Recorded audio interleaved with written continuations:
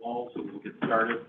Welcome to the regular meeting of the Huntley Community School District 158 Board of Education for August 21st, 2025. Have roll call, please. Mr. Craddy? Here. Mr. Bibbin? Here. Mr. Troy? Here. Mr. Feckety? Here. Mrs. Murray? Here. Mr. Bobby? Here. Mrs. Maiorino? Here. All right, we have 7 board members. Next, I move to enter into closed session at 6:01 p.m. as indicated in the Open Meetings Act and Illinois School Code 5 ILCS 120, Section 2C, for discussion of following exceptions. 1, the appointment, employment, discipline, performance, or dismissal of specific employees or legal counsel. 9, student discipline. 11, litigation. 21, discussion of minutes of meetings lawfully closed under this act. Furthermore, I move that the board find that administrative action against the public body is probable and move that the board adjourn to closed session to discuss the same under exception 11 of the Open Meetings Act. Second. Second by Mr. Feckety. And roll call, please. Mr. Bibbin? Yes. Mr. Troy? Yes. Mr. Feckety? Yes. Mrs. Murray? Yes. Mr. Bobby? Yes. Mrs. Maiorino? Yes. Mr. Craddy? Yes. Right, we are in closed session.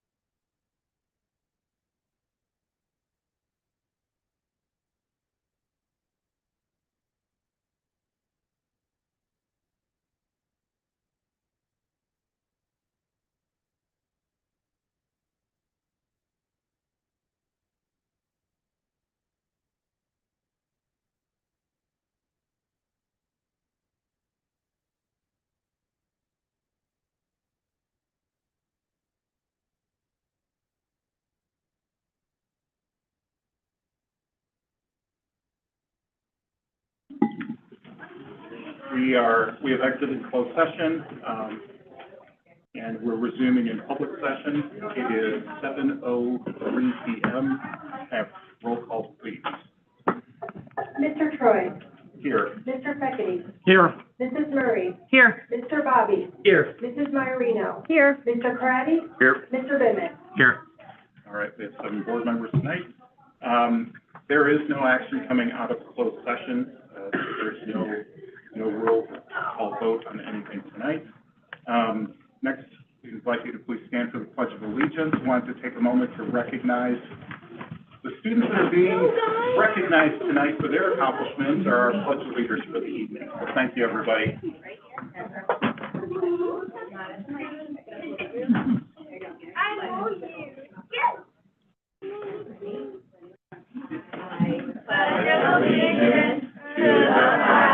Of the United States of America, and to the republic for which it stands, one nation, under God, indivisible, with liberty and justice for all.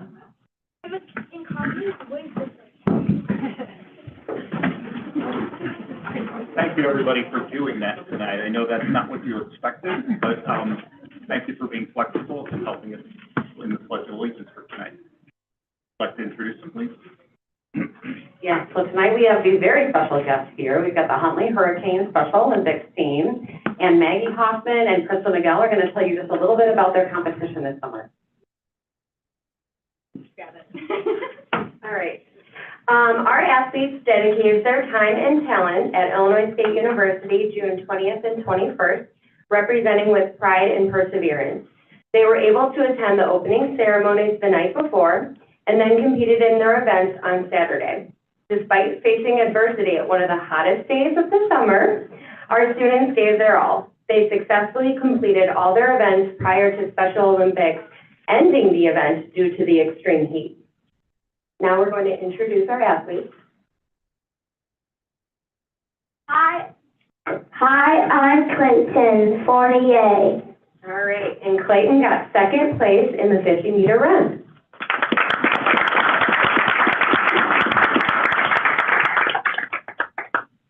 My name is Miles Alvarez. Miles got fourth place in the 50-meter run.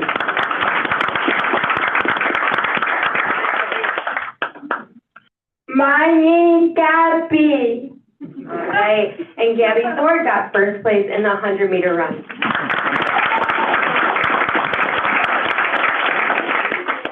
My name is Dominic Gabaloff. All right, and Dominic got second place in the 100-meter run.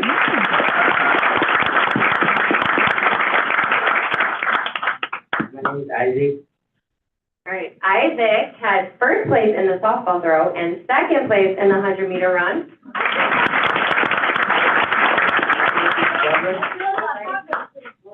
My name is Devin. All right, and Devin got first place in the 100-meter run. We had one more athlete that represented our team, Lindsay Donley, and she got first place in the 100-meter run and first place in the softball throw. We are incredibly proud of their hard work, determination, and resilience, and we look forward to seeing what these athletes do in the future.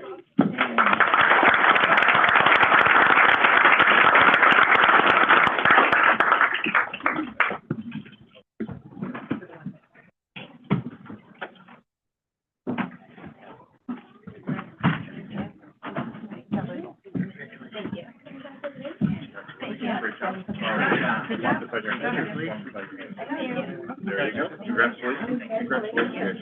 Congratulations. There you are. Congratulations. Great job. And there's no question.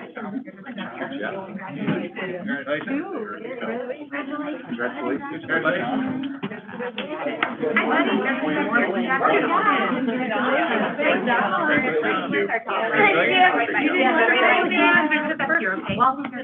Oh, yeah.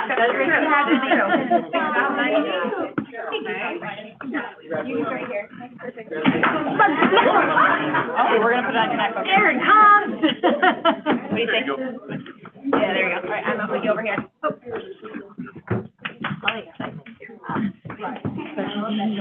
First picture, then all done.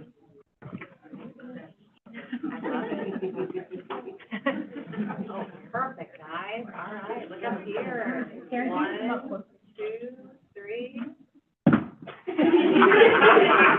Nice. Nice. Okay. And another one.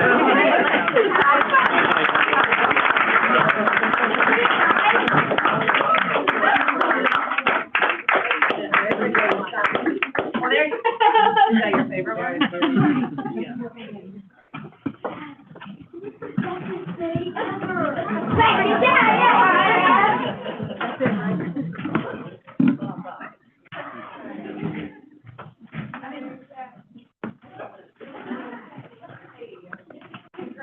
Congratulations to our team. Nice job.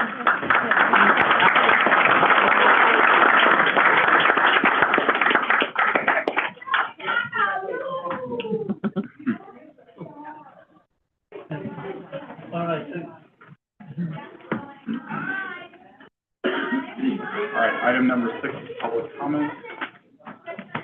Or see if I can move the lot.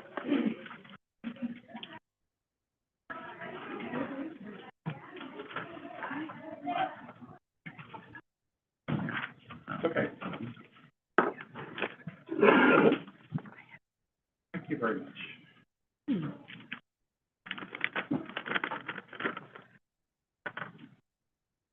All right, going down the list here, Rebecca Kainer. Did I get that right? It's Carver, it's okay. Carver. Okay, now I see it. Sorry about that. No, it's okay, Mr. Trice. Thank you. Mr. Bittman, I'm actually going to be speaking to you directly tonight. Thank you.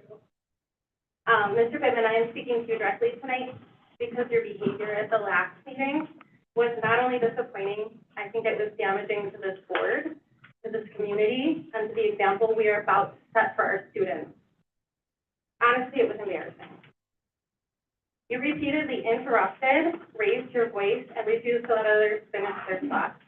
That's not how leaders act, and they don't conduct themselves like that. And certainly not how we should model discussion when school board members will soon be sitting here alongside you. You have tried to portray your behavior as holding someone accountable, but the facts just don't support that. The conflict of interest that you allege involving Mr. Bobby has been reviewed multiple times by multiple legal entities. Conflict exists only if a board member personally benefits financially from a district contract. Mr. Bobby receives no such benefit. I need to stress that so that we can stop talking about that. This is not my opinion, this is the law. Your opinion does not supersede the law, and continuing to insist that it is wrongdoing is not accountability. It's a refusal to accept the facts, and it feels as though you are intentionally trying to distract the public and damage the credibility of this board. And while you focus on an issue that has been closed from a legal standpoint, the real work for the good of all of our students is being delayed. Mr. Bobby has been a tireless advocate for our community, especially for our special needs students. A quick glance at his resume will tell you he has more compassion and more integrity than most of us. He has given his time, his energy, and his heart to serving this district. He has done so with a clear commitment to all students always. Mr. Bittman, this board's time and energy are valuable. Our students, families, and staff deserve a professional, respectful environment where issues are addressed based on facts and not personal agendas. I urge you to reflect on your role here, not as an attacker, but as a leader. Choose to work with your fellow board members to move forward because the community is watching, our kids are watching, and the example you're setting now will be remembered when the next election rolls around. I thank you for your time. Thank you.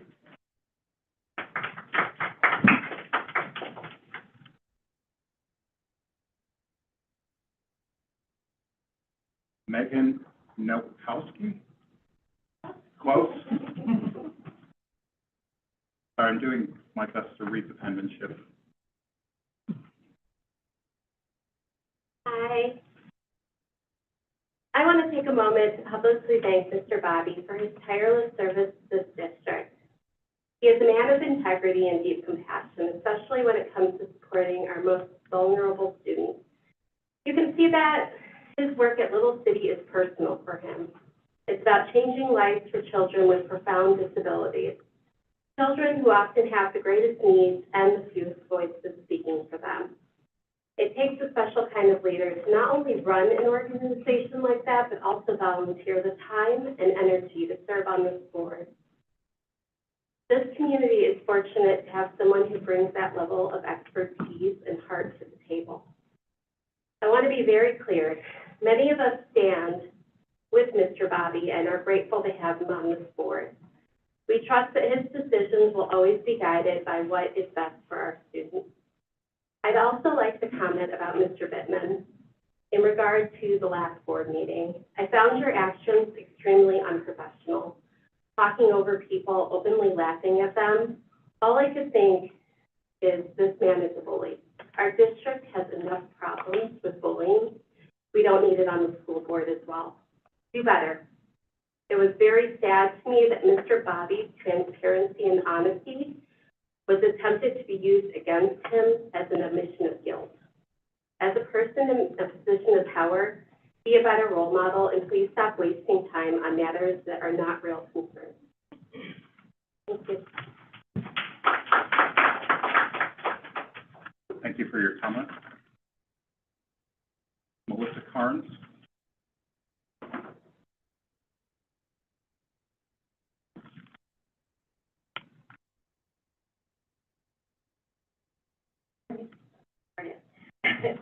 My name is Melissa Cairns. I've been a resident of the district for nearly 30 years. My children graduated from Huntley High School and moved on to college and beyond, but I remain invested and engaged in the district because I believe thriving public schools benefit the entire community. I felt compelled to come and speak tonight after witnessing the last meeting. I'd like to remind all of you that in just a few short weeks, you'll be welcoming student board members. A major step forward in giving students a real voice in their education. But if we want them to feel valued and respected, we need to ask, what kind of example are you setting for them right now? At the last meeting, instead of professionalism, we saw yelling, personal attacks, and even an outrageous accusation that has already been fully investigated and resolved. The district attorneys, independent counsel, and even Little City's team have all reviewed the matter and confirmed there is no conflict. It should have ended there. Continuing to drag it out wastes precious time that should be spent on budgets, curriculum, and supporting teachers and students. If a student acted the way we saw on display last meeting, we'd call it out as bullying or harassment and expect better. So why should we expect less from elected adults? Our students are watching. Let's show them what true leadership looks like and get back to the real work they need us to do.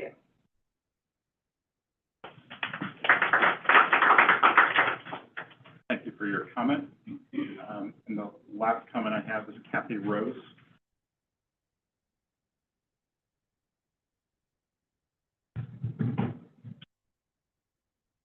Hello. I am here tonight to make a comment on behalf of Judith Eklund of Huntley, Illinois. She says, I am unable to attend District 158 school board meeting, but I would like the following comment to be read to Mr. Bittman. I read about the last school board meeting online at Shaw Local. It quotes you, Mr. Bittman, saying you wanted to get along with everyone, are for good governance, and don't care about politics. Yet your behavior contradicts these statements.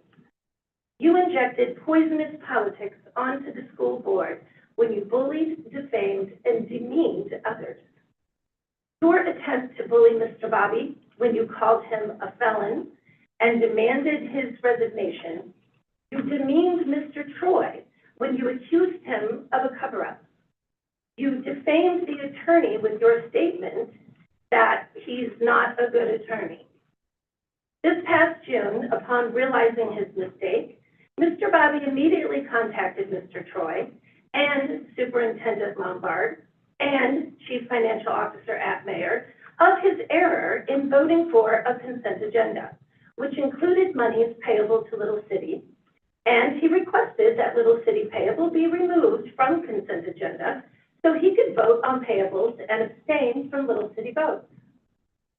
Mr. Choi reviewed the situation with the attorney, who determined that since Mr. Bobby's vote was not a deciding vote, and if he abstained going forward, that everything was fine. That is the very definition of good governance. I understand your disappointment at losing the majority and losing the school board presidency, but your injection of poisonous politics onto the school board makes it inappropriate for you, Mr. Bittman, to remain on the school board. What a horrible example you are to the kids of District 158. You should resign. Sincerely, Judith Eklund, Huntley, Illinois.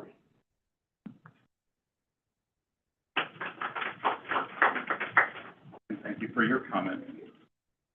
Item 7, revision and adoption of the agenda. Is there anything to remove or adjust on the agenda for this evening? If not hearing any, I move to adopt the agenda as presented with no changes. Second. Second, Mr. Feckety. All in favor, please say aye. Aye. All opposed? Have none. Motion passes 7-0 then. Superintendent's report, Ms. Lombard. Sure, I'll first start with the donations. We have one donation from the Huntley Gridiron team, $4,500 for football for the Brownsburg camp. So thank you to the Huntley Gridiron team for their support of our student athletes there. And second, not a lot of details, but did want to just state that we have had an excellent start of the school year. I know that there's going to be some updates from other cabinet members, so I will not steal their thunder and go through those specifics that fall under their department. But to walk through the halls and to feel the excitement and to see the learning and the energy from our students and our staff has been heartwarming. It's the reason that we're here. It's to be able to see those things.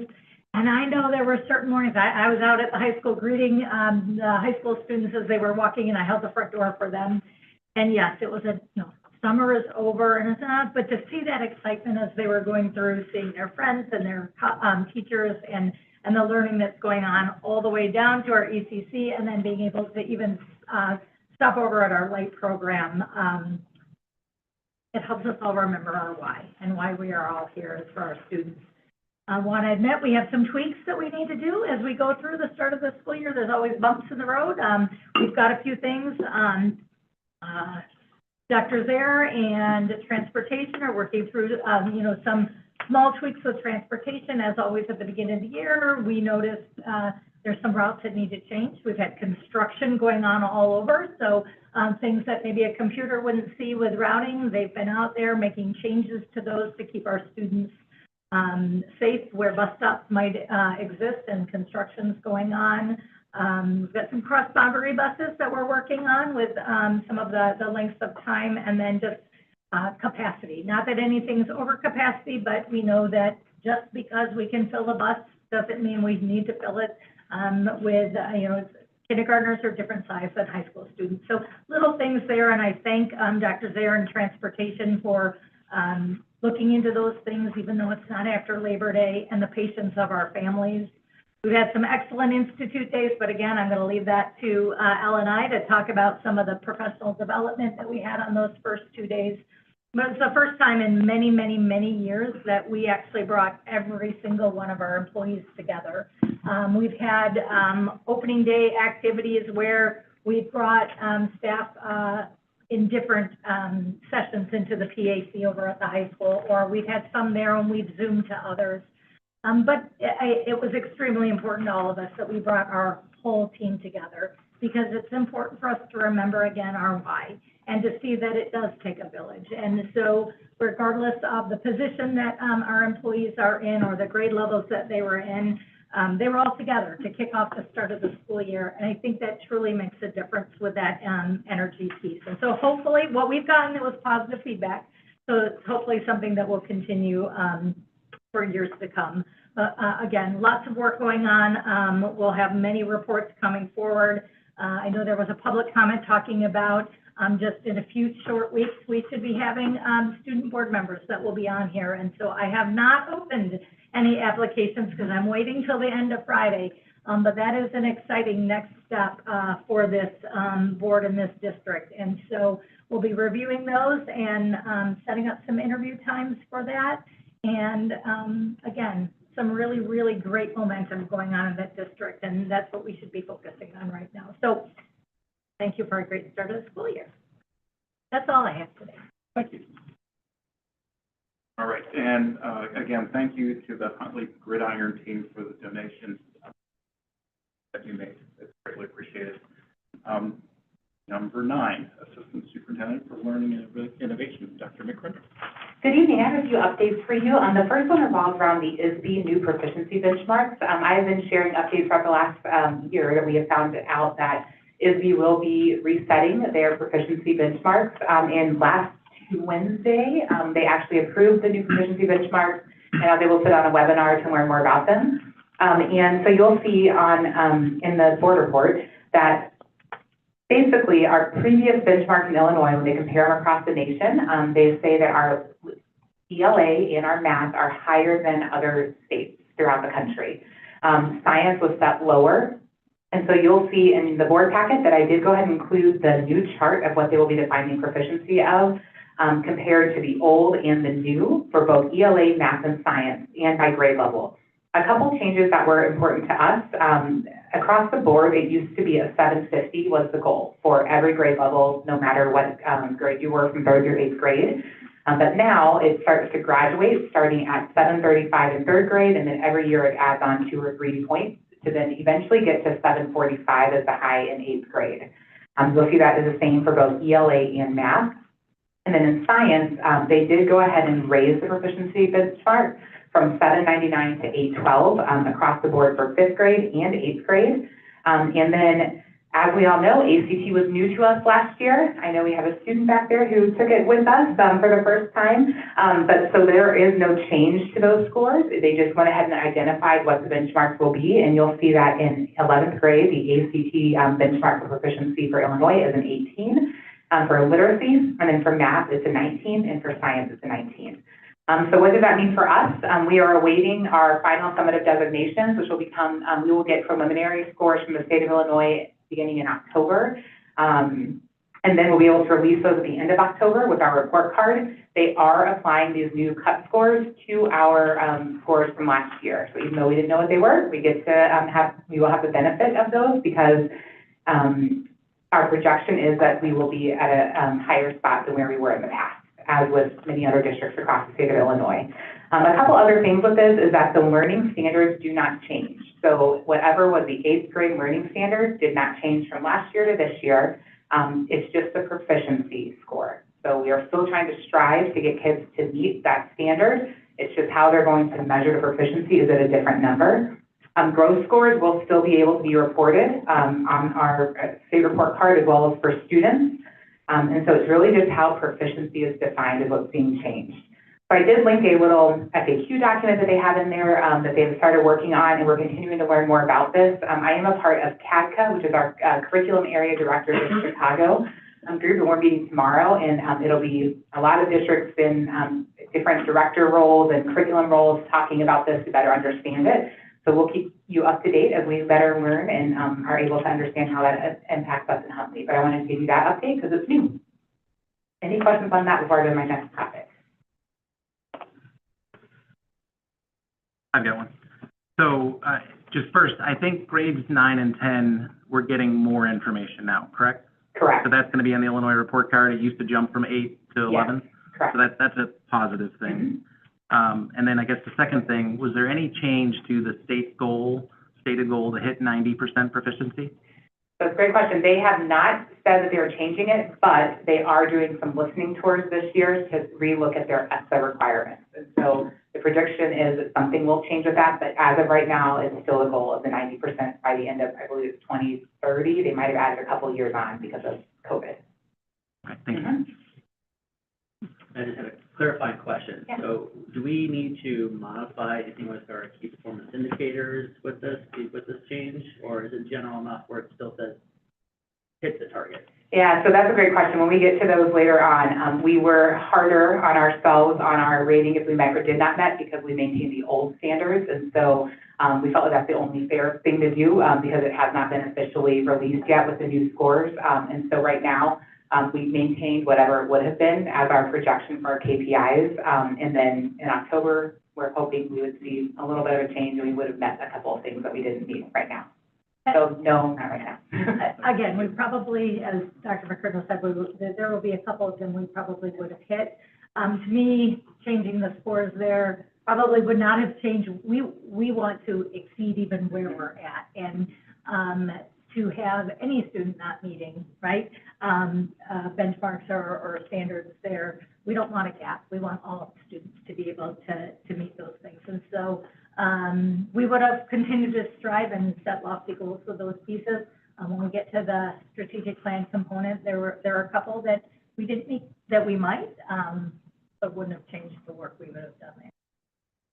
I'm glad you said that. I forgot, Ms. Lombard, I wanted to add to that we are trying to also think about how do we maintain the level of rigor within our classrooms as well. And so that's something that's very important to us. That goes to what you were just saying, Ms. Lombard, that even though the proficiency target is decreasing, we want to maintain that level of rigor because we know that our kids do deserve that and we want to do that. So what's the balance there? And so that goes along with that. Thank you for the rigor component of this, because I think that's, to me, that's the bigger focus here, is we still want to maintain that so that, again, we're trying to prepare our kids for the future. And in many cases, that future is kind of unknown, especially with the AI stuff that's out there. All these jobs are changing, but we want our kids to be prepared for the future as best they can. So thank you for maintaining rigor. All right, with no other questions on that, I'll go to my next topic. It is about our beginning of the year Institute Days, which we were very excited to have. I have to give Ms. Lombard a kudos. She had a vision to bring the whole district together, and it really did set the stage in a very nice way for the rest of our, to start the year. And so coming together to focus on building tomorrow together, Huntley 2030, as a full district, helped us be able to set that common direction and was a segue to the professional learning that we had. So our teachers were able to participate in some professional learning communities. We brought back, of course, STOIC and CHAMPS to help support behavior management because we don't want to forget that we need to help establish those environments that our students are successful in. Building levels had lots of great activities. There was a focus on AI at our different schools so that they could every teacher could understand what our AI policy is and what that will be looking like, with a promise of more professional learning on AI coming up. We were able to have ROE4 come in with literacy to help support our 612 teachers on continued literacy work, and also some time to help organize classrooms and just get things ready. It always feels like there's not enough time to do all of that, but we try to leverage it and balance it in the best way to make sure that staff get what they need. On day 2, we did have Paige Richards from Build Capacity LLC do a keynote focused on PLCs for all of our certified staff. And from there, they left and were able to go establish some norms and reset their expectations as a team and as PLCs. And so that was effective. And then there was some time with their building level on day 2. And so we do plan to send a survey out to get some feedback so that we can have our curriculum committee review that along with our learning and innovation team, as well as principals, to determine what our next steps might need to be or how we could tweak what we provide to our teachers. And then the last topic I had was on grants. We did find out that our Title II and Title III grant dollars were released, and so we went ahead and submitted those the request for those funds as in line to our consolidated district plan that you guys approved back in May for us. And so our Title III projected dollars are right around $69,000, and so that's beneficial to us. Those dollars really go towards our English learners and how we help support our newcomers and our EL learners, and that's how we target those funds. And then our Title II supports professional learning for teachers, and that came in right around $108,000, and those funds are being leveraged to help support continued CPI training, as well as some of the work with our PLCs and literacy and math as we continue to do that. And so we did go ahead and submit those, and we're just waiting for final approval that they were accepted. That's all I have this week. questions before we move on? Right. Thank you very much for that. Item 10, Financial Officer Treasurer, Mr. Altmeyer. Thank you very much. I am pleased to present the display draft of this year's budget, the FY26 budget. But I want to echo kind of what Ms. McCrindle said, Dr. McCrindle said at the start of the school year, right? The very first day of school, Institute Day number 1, can I get everybody in chair here, Jess? Am I allowed to do the chair we did on the very first day of school? It was Go-Go Bananas, and it was absolutely fabulous, and everybody was pumped up. But I bring that up because normally when I do a presentation, I talk about the kids, and I show pictures of the kids before we talk about the budget because, well, that's what's important. But I think the start of the school year, right, generally coincides with the passing of the budget. The start of the school year and the student recognition that we just saw is why we're here, right? It's why this budget is so important.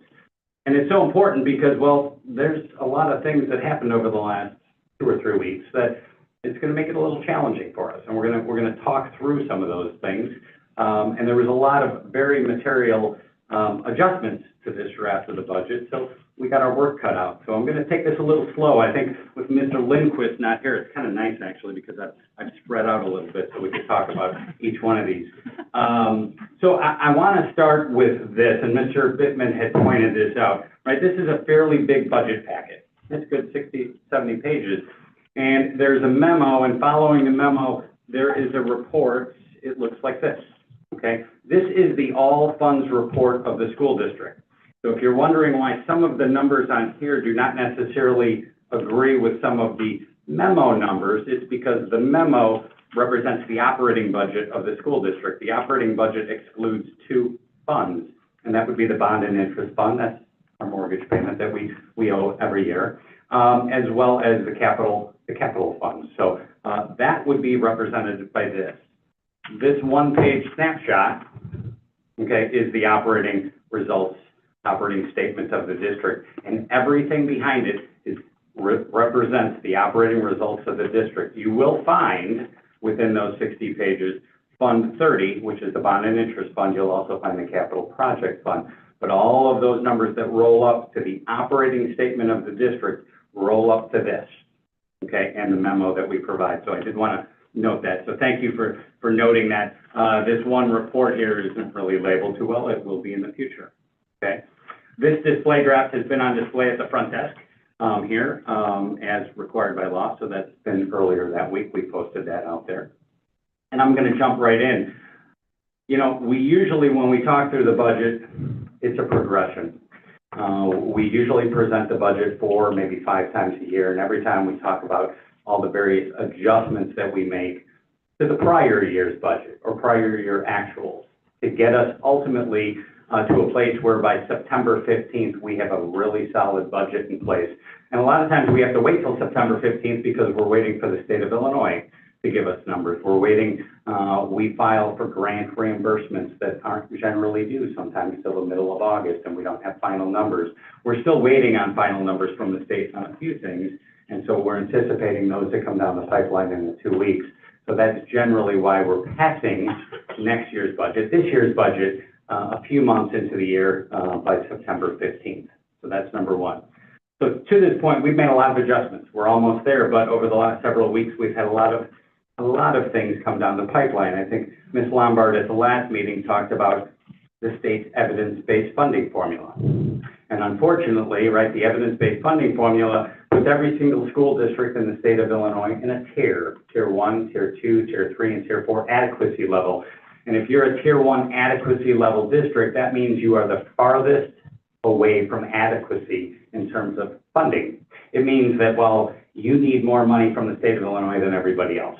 And if you're a tier 4 school district, well, that may mean that you have a lot of local property tax revenue. Maybe you're a district in Lake County, Lake Forest would be an example, where they're a tier 4 district and they don't rely on any state funding because, well, they're property taxpayers and their property taxes coming in are so great that they have enough money and resources to do the things that they need to do. Well, over the last several years, we've been a tier 1 district. And we've received upwards of, well, a few years ago, we received $2.6 million in evidence-based funding. That was reduced to $1.23 million for the last few years. And we were estimating and hoping that we would remain a Tier 1 district. Well, unfortunately, the evidence-based funding formula came out, and we slipped from Tier 1 to Tier 2. In fact, we're not alone in that, because there was 83 districts across the state of Illinois that slipped from Tier 1 to Tier 2. In fact, from Tier 2 down to there was 95 districts, that slipped from Tier 1 to Tier 2. So we're not alone in that. In fact, there were several other McHenry districts that are seeing the same thing we're seeing. So our funding went from $1.23 million to $304,000 of additional funding. Our current state funding under the evidence-based formula is about $33 million a year. So having a $1 million or $1.2 million uptick in funding represents about a 3% uptick in funding. Well, at $304,000 on that $33 million, it's less than 1%. It's about 75 to 80 basis points. So you can see it's very material. Part of the reason that we think maybe we slipped down to Tier 2, and there's a reason across the state. There has to be a reason why 95 districts slipped. CPS and Rockford, CPS went from Tier 2 to Tier 1, and with Chicago Public Schools moving into Tier 1, and Rockford also taking a much larger slice of the pie, they don't have room for the top for that many Tier 1 districts. That's part of the reason as well. CPS and Rockford alone, and by the way, those are the first and third largest school districts in the state. They went from state funding last year of $35 million of additional funding to $95 million. So $60 extra million went to CPS and Rockford this year, which is also part of the reason why many of the school districts slipped from Tier 1 to Tier 2. Another reason that we could have slipped, because our adequacy level did increase. When you think about the evidence-based funding formula, think about it as two numbers. The very first number is for every single school district across the state, they look at 32 to 33 different factors, and they say, what is your targeted level of cost it would take for your school district to educate your population of students? So they look at your special education population, they look at your low-income population, they look at your enrollment, they look at everything, okay? And they say, based on your student population and based on the cost of professional development, based on the cost of maintenance, operations and maintenance, based on the cost that your students should have a Chromebook or equipment or a device, they need instructional supplies. They do a full-blown calculation that is primarily based on that enrollment, that low-income number, and that special education number, and they determine how much you need. And that would be the adequacy target, okay? Because if you had that much funding, you would be at 100% of adequacy. And then they say, well, let's look at the second number. And the second number is, well, how much local support do you have, right? How much does your property tax base kick in? And that's a subtraction from that number. So when we were talking about Lake Forest as an example, right, they're a Tier 4 district, right? They have a number of, let's just say, I'm making this up, $200 million for their school district. That's their adequacy. That's what they would need to be at 100% of adequacy. But their property taxes cover $220 million or $240 million, right?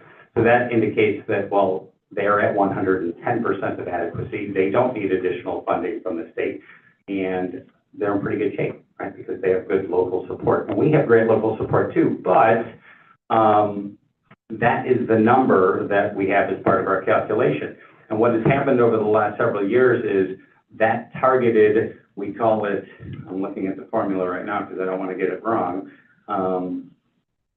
That is called, I was on a roll here for a second and I just lost it.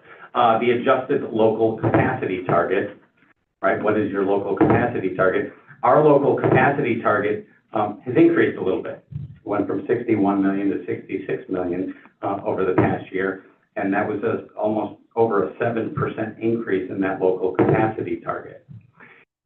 And we think that has happened on that end because, well, we've had a lot of new construction, right? There's not a lot of communities around here that has had the local, the new construction that we've had. And based on our EAV, the equalized assessed value for our community growing, that number has ballooned a little bit. and it ballooned to 7.2%. And it's that number that at the end of the day increased our adequacy level from 78% to almost 82%, or a little over 82%, which is part of the reason why we flipped from a Tier 1 funding district to a Tier 2 funding district, combined with all those other things we talked about. So I think that's important just to understand the big picture calculation, and we are looking at everything. I was hoping to find a mistake in the calculation. I don't see a mistake in the calculation, unfortunately, and so this is making our jobs a little harder. So that's the first adjustment. That first adjustment that we had to make was to reduce our revenue by $925,000. The second adjustment on page 2 of the memo is our transportation reimbursement claim.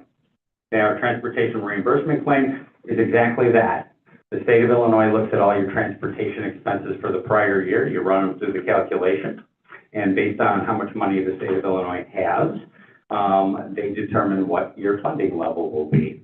So our funding level is decreased by $193,000, we estimate, from prior year, and it's primarily driven by the state having a little less money to dole out on transportation, combined with our reimbursement. The expenses that we incurred last year, FY25, were a little less than what we incurred in FY24, primarily driven by health insurance. So we had a few large claimants in fiscal year 24 that we did not have in 25. So as a result, our expenses were down a little bit in 25 within the transportation arena, which lowered our overall reimbursement from the state. So that was adjustment number 2. The last adjustment is something normally that it's for new construction revenue. So this is actually a very positive adjustment. I've been here 18 years, and we never normally do this, right? We normally estimate what new construction is. We do the best we can. And normally we don't get final new construction numbers, final new construction numbers till March or April, 6 months from now. But because we had almost $49 million of new construction last year, I thought it would be prudent to reach out to the counties, Kane County and McHenry County, and see if they could provide me a preliminary new construction report. At the time I asked for that, they said, it's not ready yet. It's not ready for prime time. Reach out to us in 2 or 3 weeks and we'll see what we could do. So I reached out to them in 2 or 3 weeks and they said, yes, we have one for you. And they sent it to me. And it came back and it said new construction was just for McHenry County, by the way. McCain County, look at that. McHenry County, it was $90 million. Okay, for the board up here who's really familiar with new construction, I looked at it and I said, that's not right. There's no way it's $90 million. So I reached out to the county assessor and I said, you need to look at this because there's no way this is right. And they said, oh, Mr. Altmeyer, thank you so much because, oh my God, we had a massive formula issue in our reporting. You're right, it is wrong. It was doubling all the numbers. And so they came back with a new construction number of $45 million. And I said, I gotta be honest, I said, I still don't believe it. And I said, so I need all the detail. You need to provide me all the detail, all the PIN numbers, all the new construction numbers. So I feel good that we, in fact, are looking at $45 million from new construction from McHenry County. And sure enough, they gave me all the PIN numbers, all the new construction, and it's all majority of the residential homes here in Lennar, and our other Algonquin site right off of Algonquin Road, that were completed during the year. And we get a full year of new construction on the books. So we feel pretty good about that number after a little scrubbing. And adding that to the budget, that added $615,000 of new construction. So you might say to yourselves, 45 million, only 615,000. And if you said that to yourself, well, that's a good question because generally new construction would add a lot more. It would be about $1.2, $1.3 million. But because this 45 million is for levy year 2025, only 50% of that new construction will go into the FY26 budget. Okay. Next year, that number will impact the FY27 budget by double that amount. So it's a good thing. Okay, so that's that adjustment. Any questions so far? Well, I'm kind of on a roll because I need a sip of water. Take a sip of water. Okay, We'll save the big boy till last. So in going through this exercise of receiving the news that our evidence-based funding, our state funding is being cut by $1 million, internally administration met and we had some long, hard conversations. And we had some long, hard conversations because we've got some things we need to do. Right? We ultimately want to have a balanced budget, but we also want to have a balanced budget each and every year hereafter.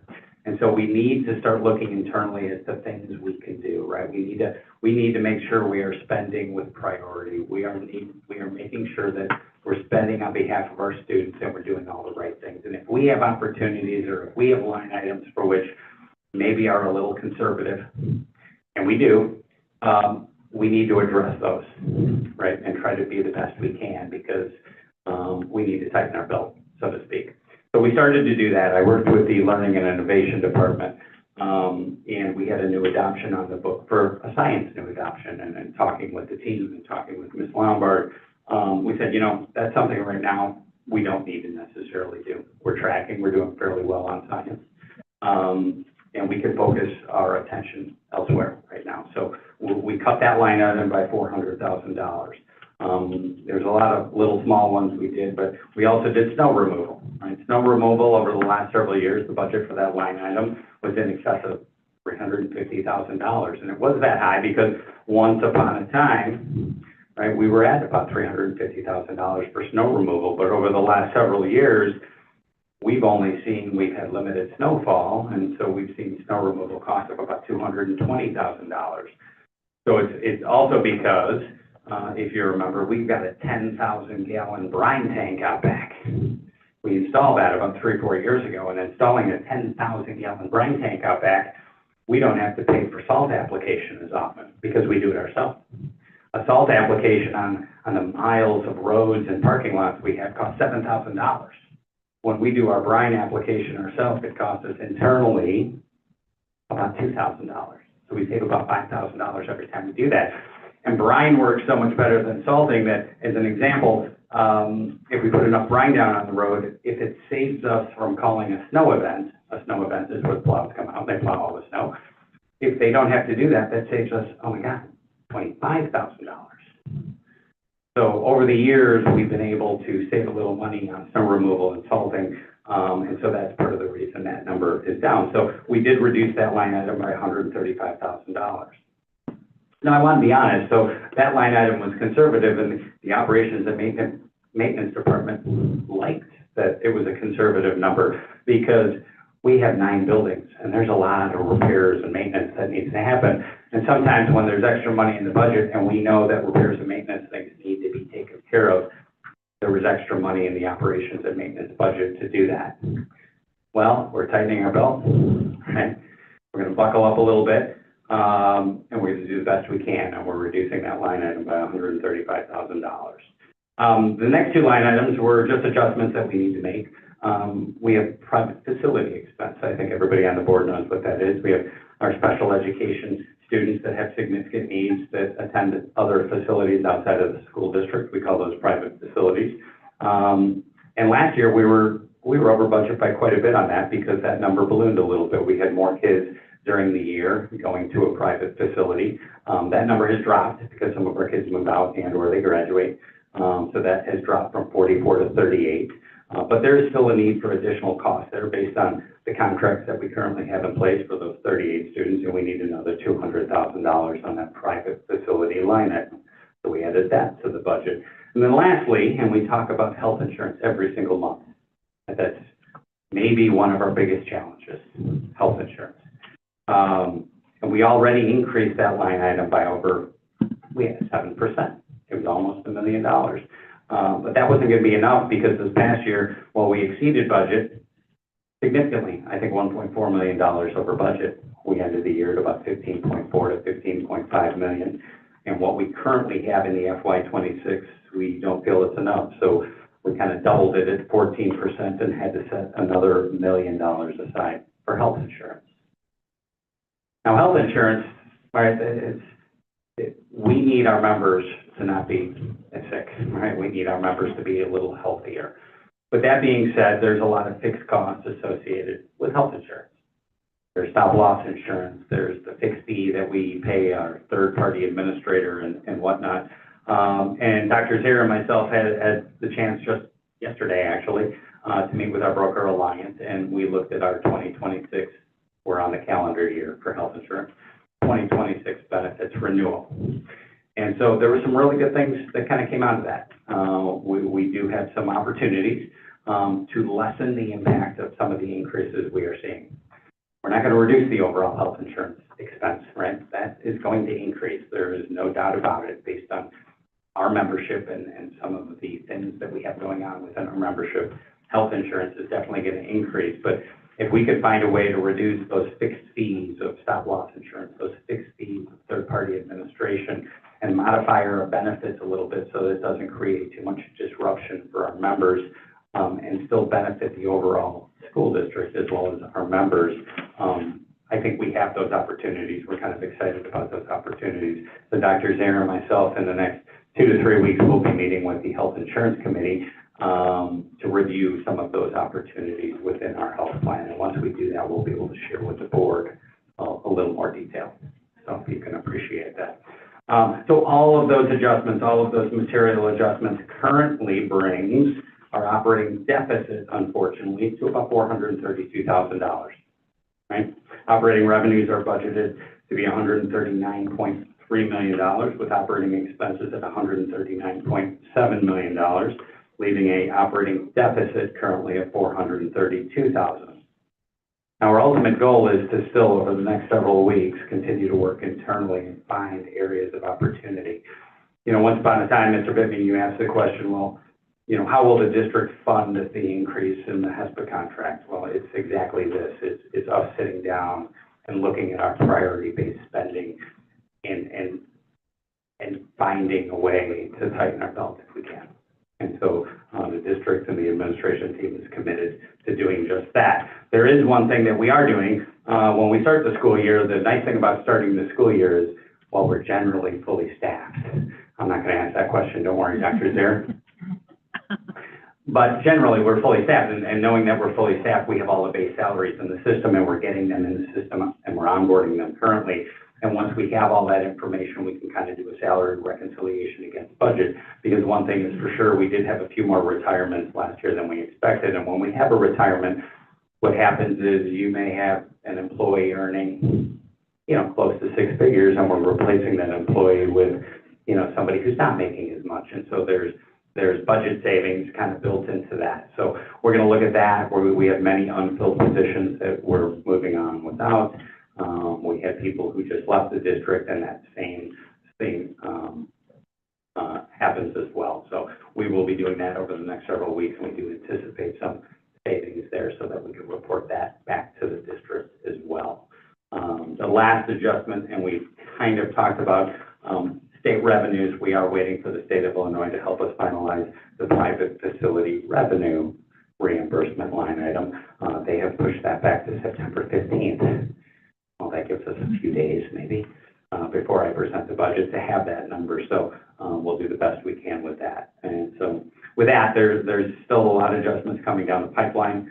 You have the board and the community has our commitment to do the best we can on that, as we always do for our students and our staff and everybody that is in the community. So for that, I will open it up to any questions you may have on the display draft of the budget. A lot there. Yes, thank you for all of that detail. Before I jump in, anybody want to start with any questions from Mr. Ballmeyer? I had a question specific to the science. Just because when you said we're cutting the new adoption of that science curriculum, is there going to be any negative impact as it relates to students learning science, or was this just like a really nice to have, but what we have is sufficient to address the science? Good question. So we currently are looking at high school versus middle school. That's what's up for right now for adoption. And what we have right now, the materials expire at the end of school year. And so then we would decide if we're going to just continue using what we have and just try to make sure that we are adding more experiences for students, et cetera, because we are happy with our proficiency scores in science, and we need to wait to see the official ACT science scores to make sure we would agree with that, versus saying that we need to make a whole overhaul change. So there will be some dollars attached to renew a resource because it does expire at the end of the year, but it's not near the same amount as if you were adopting something brand new, is where we are. We are also trying to think through things at different grade level bands. So literacy was a great example of that. Social studies right now is a good example of that. Instead of just saying we're doing K-12 everything, that's a huge dollar amount. We've been breaking them up so that we focused on just high school this last year for social studies, and right now we're looking at some middle school, and so that's what those changes are. So it doesn't mean that we're not making edits and changes and keeping our curriculum up to par, and we're just delaying and, delaying the rollout of when those dollars would hit our budget. Staggering. Staggering, thank you. Yeah. There you go, that's a better word. Yeah, part of it is that, but one of the other components that we need to look at is, there has been, with our curriculum review cycles, right? A set amount of money that we've been able to allocate for that, and it's in there, but each year we need to look at, just because, and for this case, just because it's science's year, do we look at that we have to change materials and have to, we do have to renew some of our existing things, so there's going to be those fixed costs. But we're looking at something, if it's working, do we have to change that? And, it might be, math, or it might be literacy down the line. So each year we should be looking at that. How are our students doing? Do our staff have the resources to continue to keep them at that level? And again, we'll see here in a little bit what our data shows for science achievement, but we have been doing well in that. And so that was one of those questions of, just because we have, should we do? And we've looked at that part of that. So for some of our grade levels, we've decided, no, we do have the resources to meet the standards, and we are meeting those goals.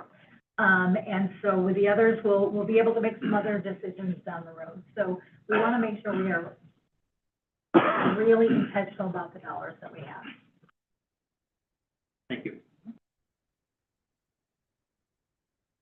Yeah. Yeah, I'll start off with that. I'll say the part that I think Mr. Altmeyer wasn't willing to say. It's really interesting that the Chicago Public Schools have a $770 million deficit, and even though after 3 or 4 years at Tier 2, they suddenly became Tier 1. And that cost, I think, what did you say, 95 districts moving from Tier 1 to Tier 2. So just think about that for a second of what's going on with the state government. We've talked about it here. The state government has some financial problems. They're going to be looking at this. And the last thing I'll put on that point is there's a study in Southern Illinois that tracks the funding of tax dollars, and it breaks it up into Southern Illinois, the collar counties, and Cook County. And the collar counties, where we live in McHenry, we get about 50%, 60% back from the state. So when we look at this, this is another example of we're feeding into the state, and they're feeding it into either the southern counties or into Cook County. I mean, I understand Cook County or Chicago Public Schools has problems, but they really need to manage their budget like we do. And this is not the only place the state is cutting things back. They're cutting things back on transportation. That reimbursement's going down. They're cutting things back on special ed reimbursement, everything. So just everybody's got to look at this, and the state's not funding what we're expecting them to do. I have a question about the private facility tuition. So we had a discussion about this, I think, in May, maybe it was July. Yeah. It looked like we were going to be over $3 million. And I think you're setting this budget at about $2.4 million. Are we confident that we're going to bring it down that much? Yeah, it's set for 2.4, 2.5 million, and based on our current enrollment for private facility at the contracted rates that we have in the state for which we know, right? So this is all information that we have. That's a good number, right? So we analyze every student with every private facility that we have. We know what the rates are. With the state, we have, I do believe, contracts on all of these students. We know whether it's the incentive rate, whether or not they have a one-on-one or not. And right now, we're sitting at about 2.5 million based on those 38 students. Okay. So, yes. And I guess, we've hit it a lot. The 10% increase in overall budget for benefits, specifically healthcare, is unsustainable. We have to figure out something. The state needs to figure out something. Someone has to do this. We cannot support, with the way we have funding, to keep doing 10% more on healthcare. Something's going to have to give. And I'll just note that the abatement plan that was put in there is still in this budget. And then my final point is, I guess I would ask the administration to keep digging into this. I would prefer to see a budget that has about $500,000 surplus. So we're going to have to look even a little bit harder at some of these costs, or maybe some hires, and let's try to target that. Because I think we get rated on whether we have a surplus or not. I think it would be really good, especially given how healthcare has happened the last few years. We have a little extra, just to look at that. And I think that's fair. Yeah, and I think that's, you bring up the abatement, and that's a good point, right? That is built into this budget with a property tax within the bond and interest fund. We reduced the bond and interest revenue by approximately $750,000. You know, that is a December, January, February board approval resolution that has to be approved via resolution. So, you know, I would encourage board discussion on this topic, whether it's now, whether it's September 15th. Do you want it to remain in this budget? And obviously, the discussion will then also have to be had in December when we pass the 2025 levy. So, but thank you for bringing that up, because, you know, that does need to be discussed by the board as well. Just because it's approved within the annual budget does not necessarily mean that it'll happen. We still have to, as a board, pass a resolution to do that. Okay, that would represent anywhere from about $45 to, at today's tax rate, about a $45 benefit to each community member if they had on average, $400,000 market value home. But it does take out funds that we would have in our capital project fund in order to do so. That's how we would fund this. So the question to the board and thought, the thinking should be is, well, what else can we use that capital project, those funds for? And they're sitting in the capital project fund because we can use those funds for capital projects, right? Each and every year, we have capital projects from $2 to $3 million lately.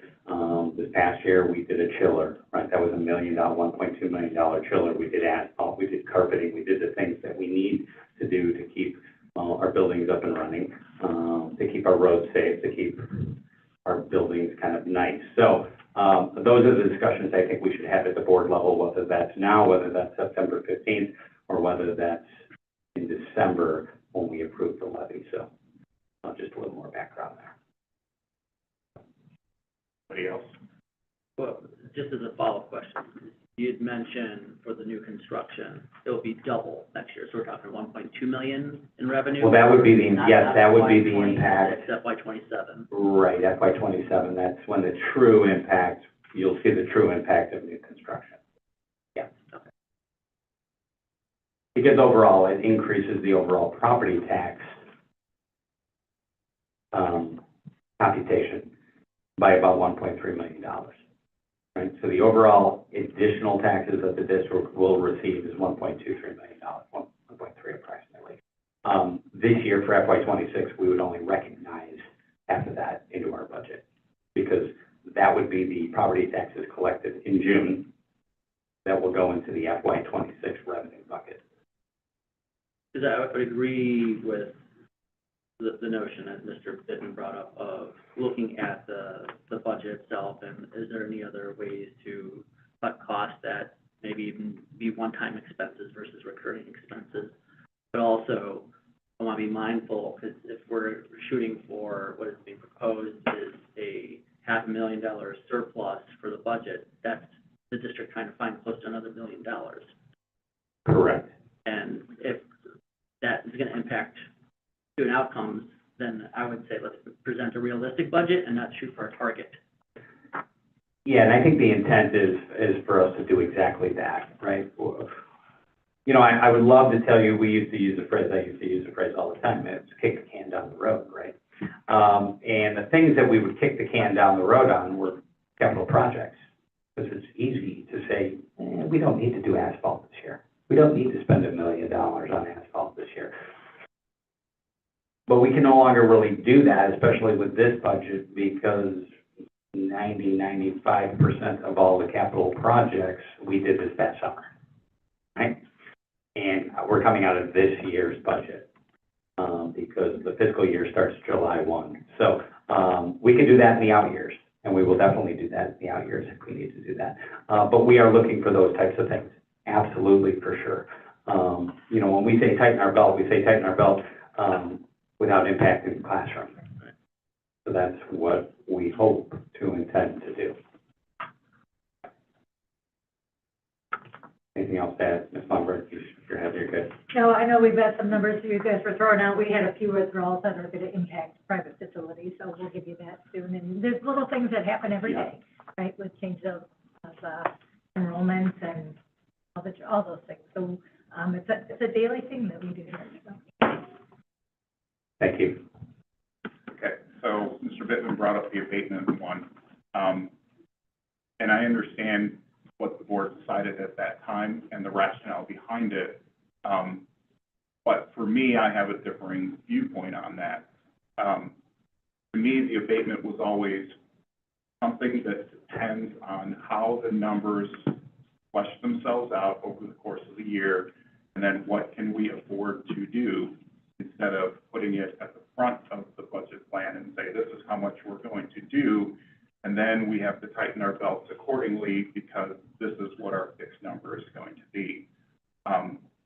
I would like to return to that mindset and take the abatement out entirely and then reevaluate it down the road in a few months and say, based on the numbers that we have in front of us, based on the adjustments that are still coming, based on whatever still comes down the pipe, then we can take a look at it and say, yes, we can afford an abatement, and this is what it will be.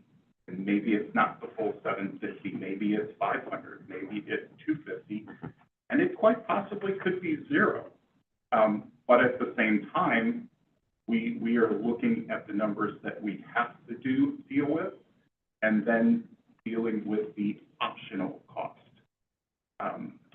That's my perspective on it. Again, I understand what they've tried to do, what the previous board set out to do. It's just a flip-flop of where that comes in the process. So I'd like to see something different, but I'm just one of 7 people in that mind space. And I'd like to hear other people's thoughts too.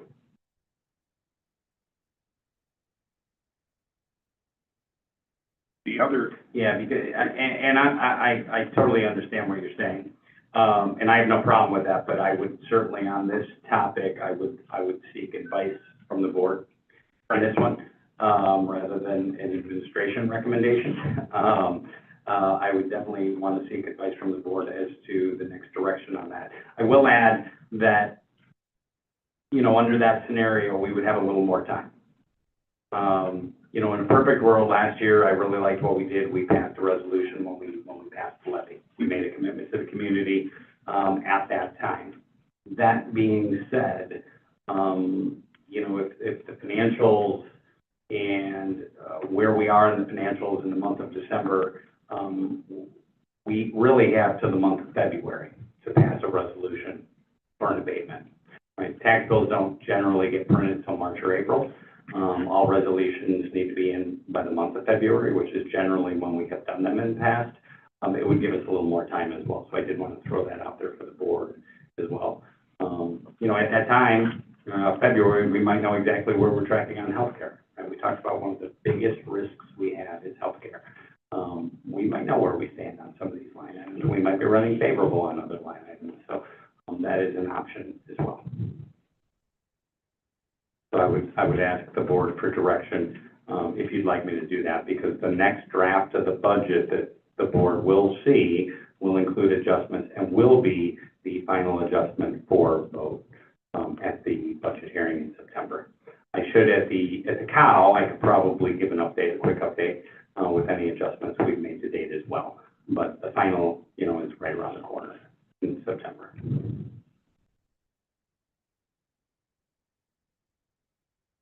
I mean, I think healthcare, there's a lot of unknown to it. I mean, I don't think there's any of us 7 up here that would not like to say, let's do an abatement. But I also don't think we want to shoot ourselves in the foot by saying we're going to do the abatement and then, we can't. So, I think we let it play out. But I'm probably super cautious just with my background, so that's kind of where I'm at. So are you saying to leave it in place or adjust it or remove it entirely? I would say adjust it as appropriate.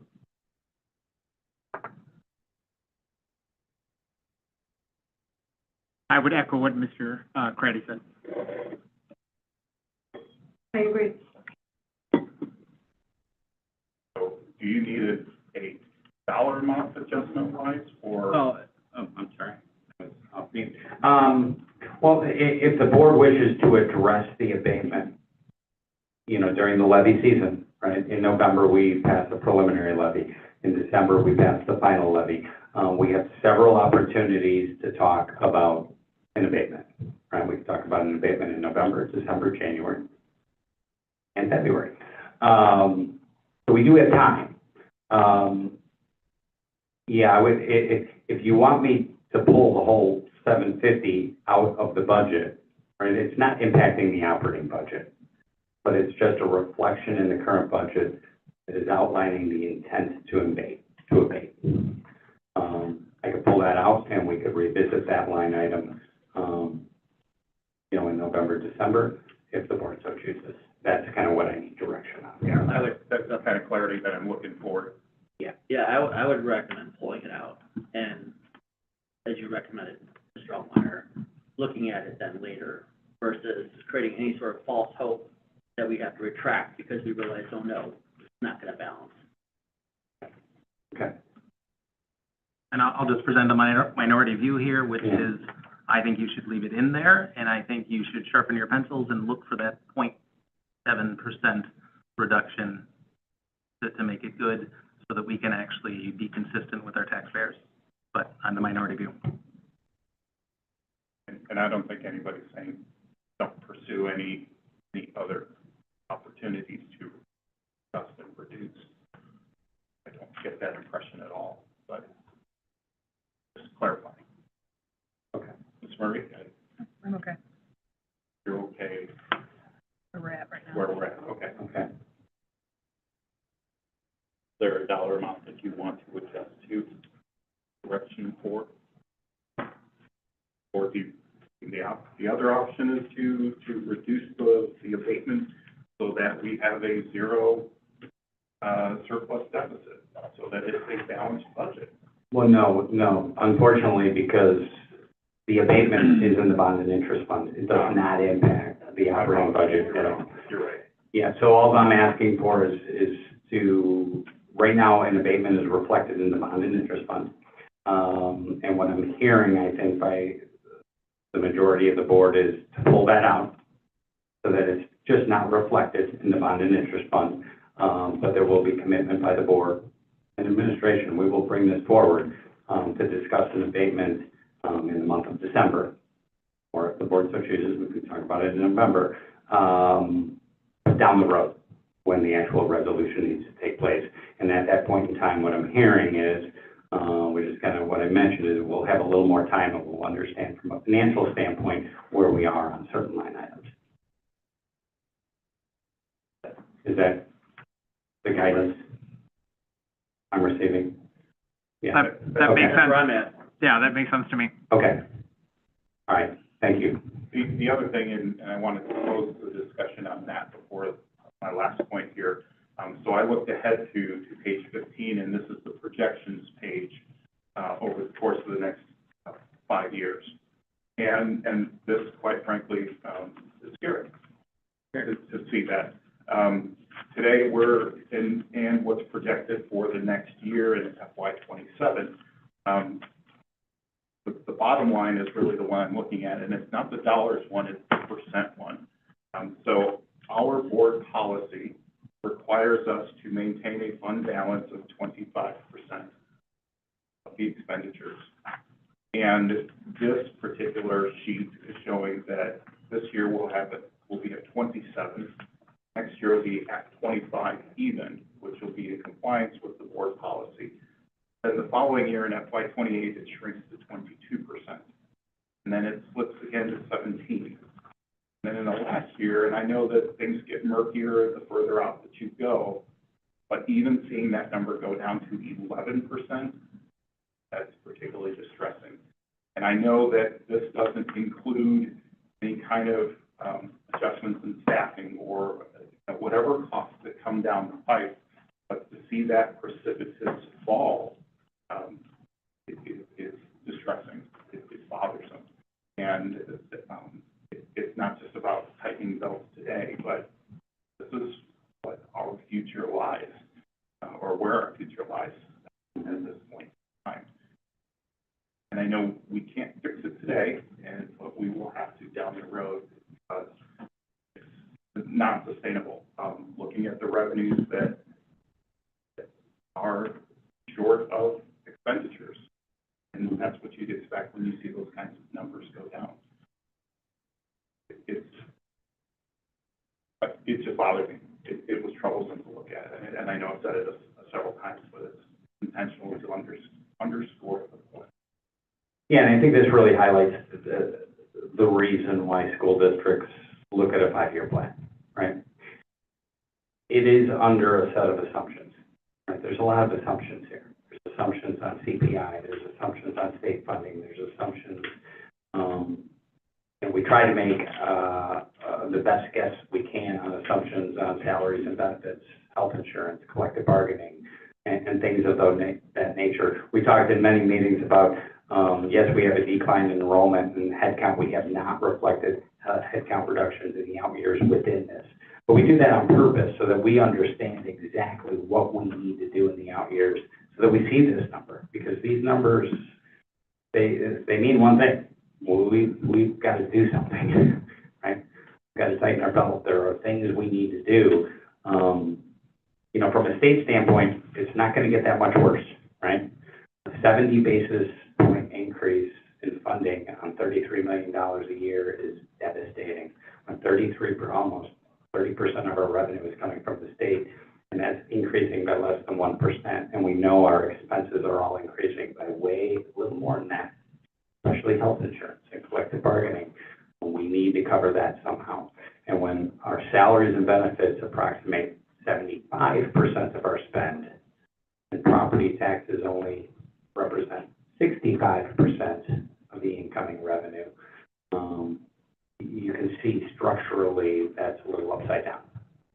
So we will get there, but we've got a lot of tough decisions to make in the out years for sure. Well, yes, Mr. Troy, Mr. Altmeyer are having those conversations again today. It's not just tightening the belt, that there's going to be some really difficult decisions that we're going to have to bring forward as recommendations and discussions with the board for those out year components based on priorities and all of that.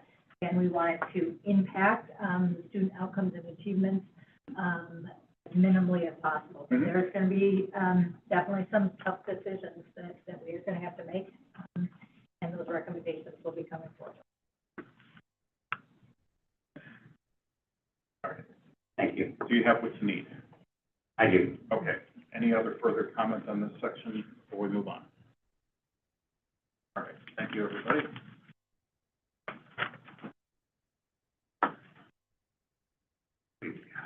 Item 11, Associate Superintendent of HR, Dr. Zier, please. Good evening, everyone. Just a quick update from the Human Resources Department as we kick off the school year. As Mr. Altmeyer alluded to, we are continuing to get staffed, always with, especially in certified positions, people leave late, July, August, and what have you. Sometimes those positions are difficult to fill. We've lucked out this year in some difficult to fill positions and been able to onboard some folks, from some individuals that left, but we also had a handful of positions that remain unfilled. When we come back in September, have everything shored up a little bit, I can share that in greater detail. payroll. That is a big payroll that shifts, a lot of folks to their new rates.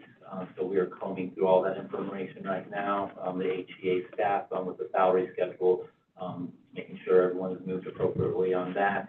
And then also, the HESPA folks, that, are receiving the raises as of 9/10. Also, we have all of that in. So 9/10 payroll, so the big change takes place. So there's a lot of hours and time that goes into that, making sure everything is perfect. So a lot of normal operations as we go through the month of August and get ready to prepare for September here. Referencing transportation just a little bit, I was able to hop on a bus from day one. So here's my public service announcement to the community for the 20 or so people that are watching online. Slow down around our buses, please. Second stop, stop sign out. We got buzzed by someone going about 40, 50 miles an hour, and very scary where we were.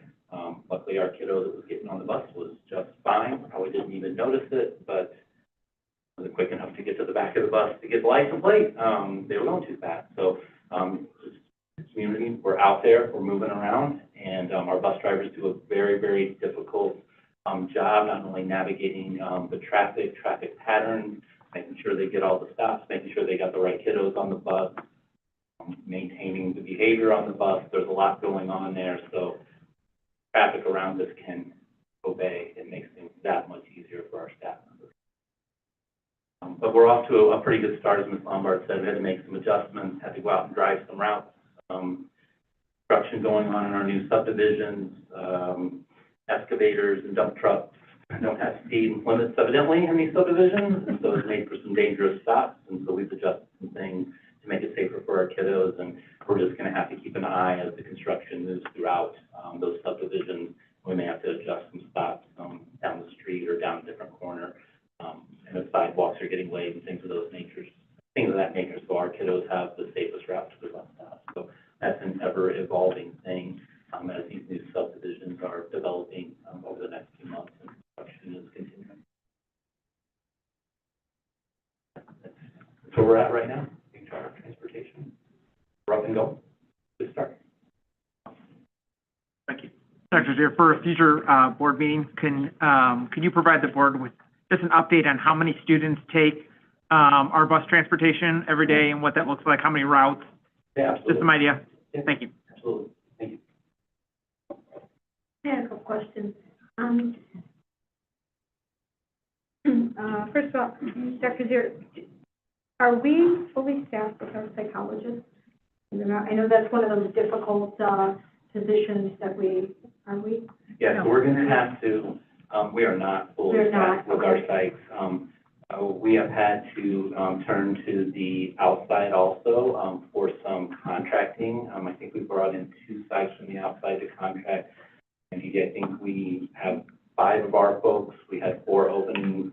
So we are coming to the realization we are going to have to reimagine that position. 9 is where we had maxed out at one point. And I don't want to say never, but I don't see us returning probably to that level.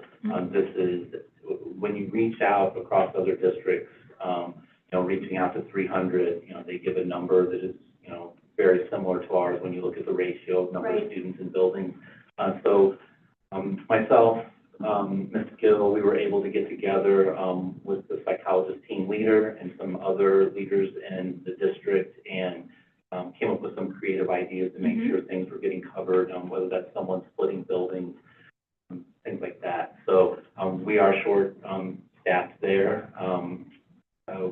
We've been, I don't know what you've got until it's gone sometimes, and we've been fortunate the last couple of years that we weren't down that many, but we had a retirement, we had a couple people move on, kind of the perfect storm this year with those openings.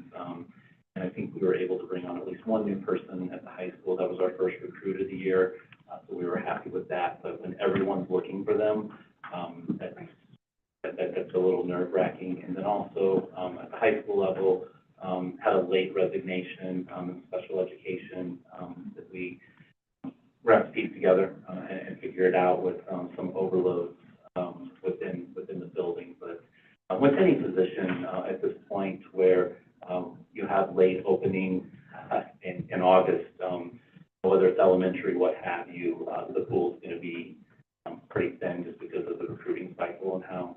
It's the nature of the beast, right? Yeah. And that's the point of my question was for people in the community that maybe had concerns with that, to hear that answer, and that there is some, creative thinking, and that it is being, actively addressed, and an effort is being put forward to that. So I want people to be able to hear that we are working on that, and we are doing the best we can, but we're not alone in this. And I think the other question I had, and we briefly spoke on this, Dr. Zero, kind of more in casual passing, but bringing this forward, DCFS has recently updated their training. It was actually released in July. They weren't exactly forthcoming with it. I kind of learned about it when I had to make a call on someone, and kind of got a little scolded for not having enough information, and I was like, well, wait a minute, I've always been told, don't investigate, you collect your information, you call, but they said, no, there's new training that is coming out, so I just kind of wanted to put that out there, that wherever people are on that rotation, to make sure, because that focus is starting to fall more on how do we provide resources for families as well, not just collect that information, call DCFS and call it a day, but trying to make that decision as to how we can help a family as opposed to just automatically calling and reporting and bringing that. So where we are with that. This is Irina. We just, I received today, we will make sure from ISBE some new resources just under DCFS and mandated reporting. So we'll make sure we look into this, and some of it's training and other resources. So that just came out today. It's very timely. Yeah, so, okay, perfect. Like I said, I'm in the middle of updating my training, and I kind of got a little bit, for not having enough information. I was like, what are you talking about? So, thank you. Anything further? All right, moving on. Item 12, Assistant Superintendent, Special Services, Mrs. Gill. My update's very brief. I just wanted to let everyone know that our Special Education Advisory Committee will be meeting quarterly this school year. We met quarterly last year. It seems to be a good amount of time to bring our families together. The purpose of CEAC really is to create a platform for families to engage in some of the specialty areas that impact families of the students with disabilities, and how we might be able to, focus on their needs, special education, and meaningful inclusion. So students, families, staff, and community members are encouraged to attend. Noted the dates, they're on the calendar, and they'll be on our public website, and Zoom link will be available. So just invite anyone who's interested to participate, and that was my update. Any questions? I have a question. So, is there a reason why we moved to solely virtual? Yeah, so in our first year, we did in-person only, and we got some pretty good attendance, and got feedback from families that they really wanted to participate but couldn't make it to the district. We adjusted the time and the date. We were trying to be responsive. Last year, we did both, and in the first, I think, 2 or 3 meetings, we had nobody come in person. All people participated virtually, and so really just evaluating the participation from folks who were coming to the meetings. They really sort of fell off from in person, and it's just allowed people to participate more effectively. I'm not opposed to having in-person meetings. I'm here anyway, but the reality was families really didn't participate in person. They were participating virtually.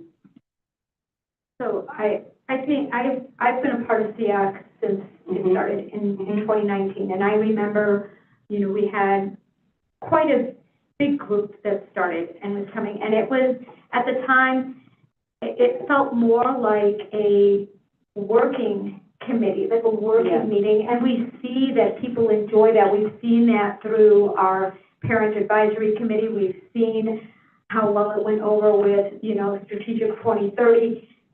People like to feel like they are a part of the process and participating in activities that bring that data and that feedback, as opposed to coming and I think sometimes towards the end there, it was feeling like SEAC was getting a preview of what was being then shared at the meeting. It was almost like we got a little sneak peek. And I feel like we lost some of that element of that working committee. How can we bring that back? How can we get people interested? Because I think people enjoy working together. Yeah, so, I think one of the things I know when we first started, there was a lot of, input, a lot of concerns around a lot of different areas. And we spent the first year really prioritizing those areas of focused need. We categorized them in terms of what our families were saying they needed, from resources to culture and climate and inclusion. And then we prioritized the work that our families were saying they really wanted us to engage in. Kind of over time, I think what I hope families were feeling heard and they were feeling like we were addressing those priority areas. So we've maintained those 5 priority areas, and we continue to monitor what are the things that we've done, what are the things that we're continuing to work on, and have always sought family input and, ask for volunteers for how do we make sure we are assessing need and supporting some of the work. And so I'm open to suggestions. I know in talking with our family engagement liaison, we generated our first agenda with the idea of taking a look at what is all of the work that we've identified and how can we prioritize it so that we're getting feedback. But to be honest with you, a lot of families haven't participated, whether it's in person or virtual. I'd like to believe that families are feeling heard and have a place to come if they do have concerns. So I think maybe we can ask our families at the first CX meeting for ways that they might want to engage more fully. I'm open to suggestions always. Right. Again, I mean, I think the work that we did was great, right? And so we met like those goals that were set there. And so now we need to start on those new set of goals and continue working. Yeah. Not just being like, okay, we met this and then we're just going to have. Yeah, I think looking at, exactly. And so like looking at all of the things, we've not accomplished all of the things, but we've kept these 5 priority areas. And I think to your point, we want to start at the beginning to say, here's where we're at on everything, and these still seem to be priority areas. Is this still work we need, and what additional work might we need? So needs assessments and trying to get feedback from families as much as possible. So we'll look for lots of ideas to increase engagement for sure. We want families to actively participate in this, and we're still encouraging families to participate in the PTAC and the Parent-Teacher Advisory Committee. We want families to engage with all of the available parent resources, and dedicate some specific time for our special education families as well. Yeah. So anybody that's listening, Yeah, first meeting, 9:24. I know, come Special on, ed. come all. Thank you. You're welcome. Any additional questions? All right, thank you very much for the report. Item 13, Director of Communications and Public Engagement. Mrs. Mark. Good evening. I also don't have a long report for you tonight. I did submit the FOIA report for this month. I wonder if there was any questions on any of that, or 3 FOIAs. And then also the communications dashboard, just for your review. So, questions on any of that? I don't have a question. Excuse me. I don't have a question, but I do want to call out and celebrate the work that our building administration is doing on communication. I think it's been phenomenal, especially on back to school.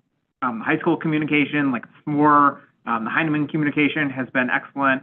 I happened to see the McCabe and Conley ones as well. I think they've all been really great, great for our community, for our families, in welcoming the kids back to school, and great information. So, Thank you, Mr. Tucker. That's great information. Glad to hear it. Anybody else? All right, thank you very much. Item 14, President's Report.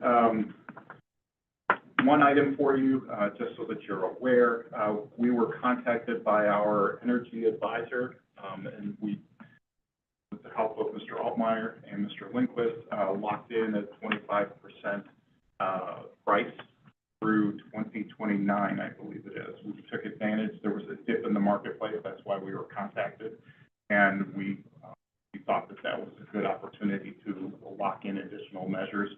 There'll be more information and more details about it, I expect, at the CAL, but I did want to let you know that that did take place in the last week. What rate was that again? I'm sorry, the rate was 0.414 per therm. Okay, thank you. Yeah, but there'll be more information coming. This just happened in the last week. Yep. Okay. Anything for board discussion, new business in the future? Anybody before I? Nope. Okay, I was wondering if we put down the road, kind of update, look at some of our older job descriptions. Some of them are a little bit, they're dated a little bit, they're kind of out there, they're old. Got one from like 2011, but I know even with Ms. Gill's position, we eliminated one position, and I remember in 2023, it was like, you know, how are those responsibilities going to be divvied out between our directors, special ed, but just maybe taking a look at some of our job descriptions and make sure that they're a little bit up to date, more current with what those responsibilities are. I know, and I believe we still do it with our HESPA positions. I believe that's a regular component that you do. We do look at those regularly with new positions or changes in there, but we absolutely can be taking a look at that. And if there are things that, similar to policy, if it's been around for a while, maybe we just review those on a regular basis. You know, those aren't anything you would take action on unless it's a newer change in position with that. But we will absolutely make sure that we are reviewing those on a regular basis. Yep. Yeah, just to see, especially if we are, you know, especially eliminating, right. And then we're just like, okay, so this new person is going to absorb, or this person and this person, this position are going to absorb this way, making sure we follow through with where those duties kind of go. And that's it. Thank you. Not necessarily a thing for a board discussion, but it's a request of administration. Yeah, I guess it's probably more, yeah. All right. Anything else? All right, thank you. Consent agenda. Anything to remove from the consent agenda before we vote on it? All right, with that, I move to accept the consent agenda for the items that are presented in the agenda. Okay. Second, Mr. Pratty. A roll call vote, please. Mrs. Murray? yes. Mr. Bobby? Yes. Ms. Maiorino? Yes. Mr. Craddy? Yes. Mr. Bidman? Yes. Mr. Troy? Yes. Mr. Cecchetty? Yes. All right, motion passes 7-0. Item 16 for the individual action items. Item 1, strategic planning measures, year-end report. Mrs. Lombard. Ms. Lombard, I'll turn it over to you. Sure. So this time each year, we look at our key performance indicators for the year. So looking at end of year 24-25, we had, just a reminder, 16 different key performing areas under each of the 4 long-term goals. Most of these have been reports or presentations, information that has come throughout the school year, but there were a few that we were waiting on for the end of the year. So I'm going to come back to the academic at the end, but looking at a few of the pieces there under long-term goals for the district remains sustainable to meet the needs students and the community. There were a couple pieces here just to highlight that haven't come forward in other reports. One is the ongoing district-wide family learning and community engagement. We did meet that. A lot of that was centered and circled around our volunteers, our Silver Pass, new partnerships, and through majority of those new partnerships have been around some city community association and CTE, but a variety of other pieces. So 4.3 we did meet. And 4.4 I do want to highlight. I'm going to jinx us. No, we're going to be okay.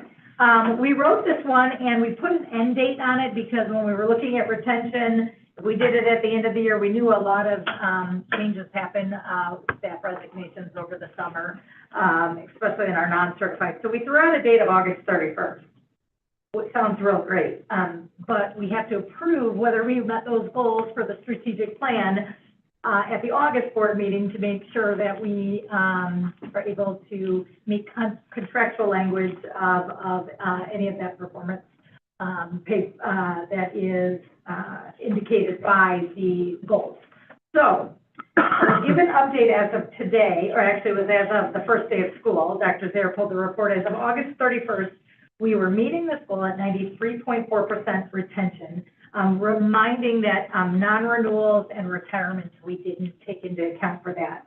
Our goal was that we would be at a 92% or higher. We feel that we will meet this here in the next week. But just like we did last year, I believe we were waiting on a financial rating. We are going to say that we'll have 2 percentages and that we will update at the September COW just so that we can make sure we hit the payroll and meet the contract language in HESPA there with that. But that was very good. That was very promising. We wanted to make sure we continue to hit that. This is one that we're not going to see as a KPI moving forward, but we're putting it on our continuous improvement dashboard. So some of these things are going to fall off, but they are going to shift from KPIs to maintenance that we want on our dashboard. When we talk about the next set for 25-26, which is in September, we'll throw out our new KPIs and our dashboard at the same time. So some things that we need to highlight there. With the update for long-term goal 3, looking at all students learn in an environment that are safe, secure, and supportive.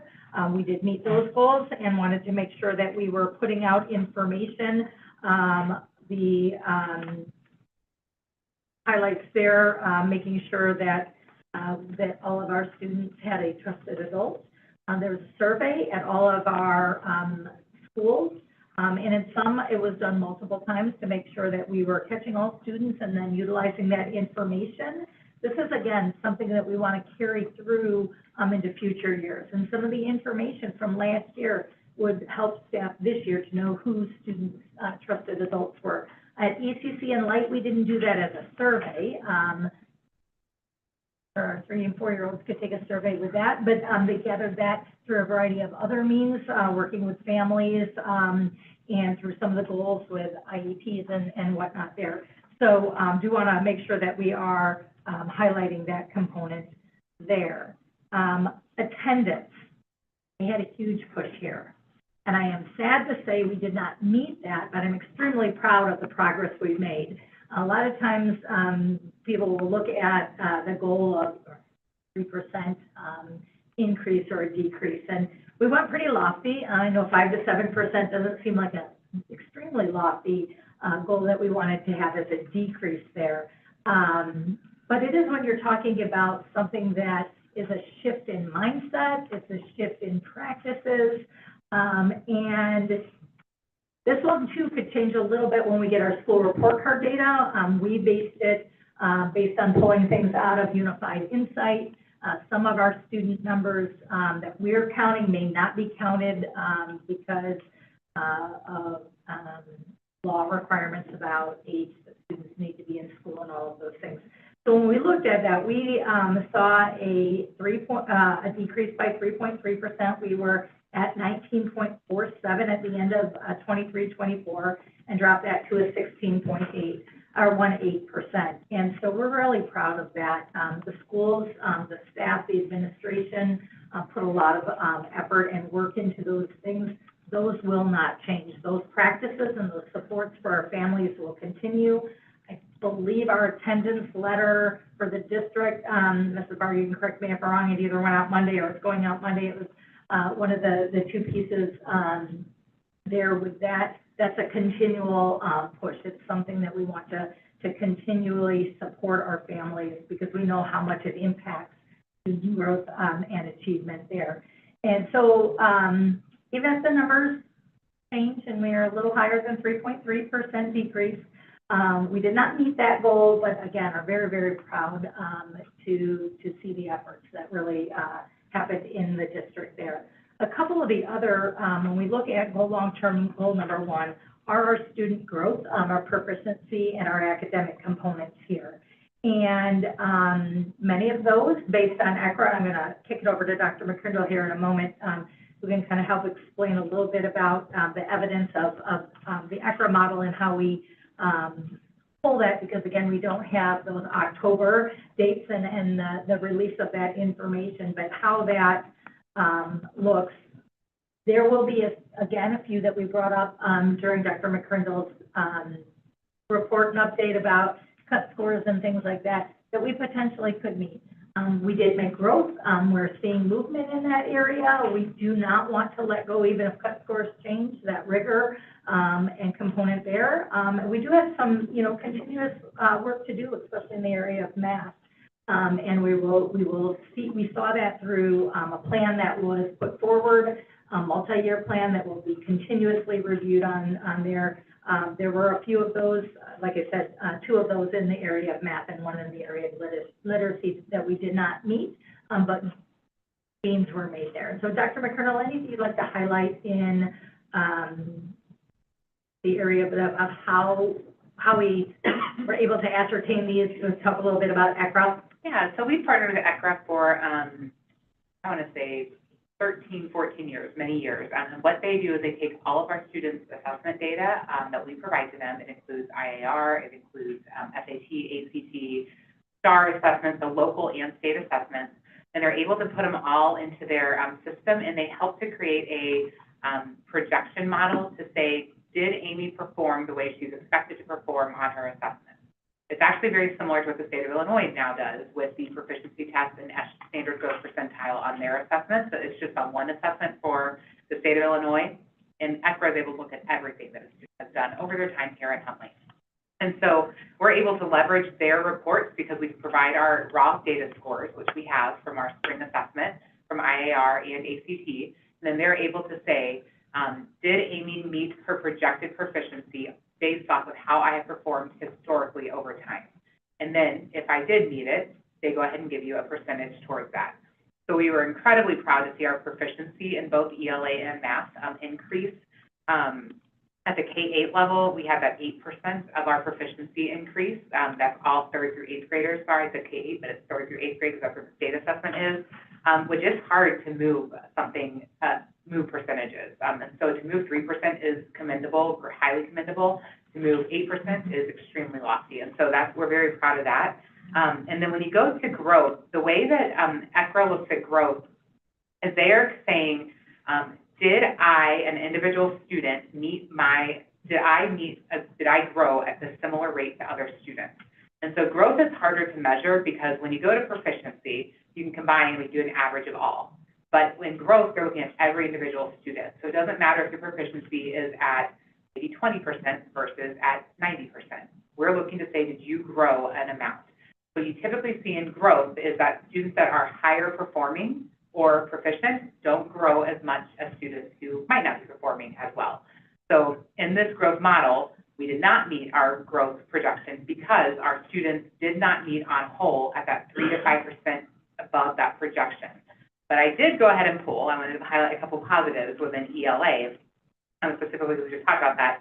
When you look at grade levels, we did have great growth in certain parts. So our goal is 84% of students meeting their projected, their growth. That's a pretty good number to be. If 84% of our kids are able to do that, we feel like our MTSS system is working, our interventions are working, all of our supports are there.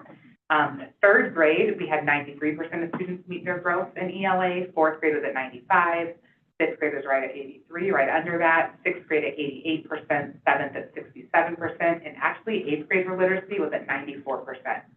So we had some great pockets of growth, but when you combine all that together, it didn't equate out to being 3 to 5% above that 84%. So we only reached 86% of our students meeting their growth, which is still a positive in literacy. Then we look at math, like Ms. Lombard said, we do still have work to do with math. We know that. We are really tackling it hard. We are trying to really prioritize that. We are proud, I skipped the high school, I'm sorry, but our reading ACT did meet proficiency at the high school level. We were not able to do growth because it was the first year of the ACT test, so it was just a proficiency score. But we were able to, they grew by 5%, and our goal was 3 to 5%, so they grew beyond 3 to 5% of what was projected for them to score. So that's a huge kudos to the work that's going on in that partnership with ROE4 and our teachers who are really looking at their instructional practices. So thank you for that. At math, you see here, I'm looking here, we did not meet our proficiency for math on the IAR assessment. I would say that we were very close to meeting that, and if we were to look at the projected change scores, we obviously would be projected to have met it, but we held ourselves to that higher standard. When we look at growth for math, we also did not meet at the K-8 level, but that same idea applied. Our overall expected growth, we were at 80% met, and when you break down grade levels, third grade was at 83%, fourth grade at 86%, fifth grade was at 59%. And so we are definitely diving into what's going on in fifth with our current sixth graders to see what happened, what can we do to help support them a little bit differently.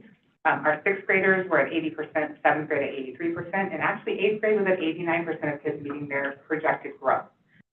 So what's different about these models is that ECRA says, how do I perform compared to myself versus how you are compared to other students, and IAR compares you to other students. That's the difference. We did have some highlights in our subgroups I wanted to point out as well. In literacy, our ELL students had 84% of students meeting their expected growth. Our IEPs, our students with IEPs had 86% of their students meeting their expected growth. And our dual language students had 90% of their students meeting their expected growth. And so that's a huge celebration. And then in math, we had ELL was sitting at 85%. Our students with IEPs were at 65%, so we're digging into that a little bit more. And then our dual language students were at 82%. And so knowing that, you might ask, why do we keep growth and proficiency in our measures? And be fully, transparent, the state of Illinois puts 50% of our summative designation ratings on growth. And so we don't want to lose sight of growth as a district. That's why we've maintained that. But we are a higher performing district, and so the way that Illinois has set up their ratings doesn't give us high of a weight to proficiency, and so it does. So we're trying to figure out that right balance. And so while we want to meet every single goal, we felt like we made really good strides towards that. And our teachers, our principals, our instructional coaches, all of our educators really worked hard to help support our students. A lot of our local assessments and the growth that we've seen there, along with ECRA. We're excited to see what happens in October. So it's around the corner, and hope that the things that we're seeing here are coming to fruition in those scores when we get that. So, any questions?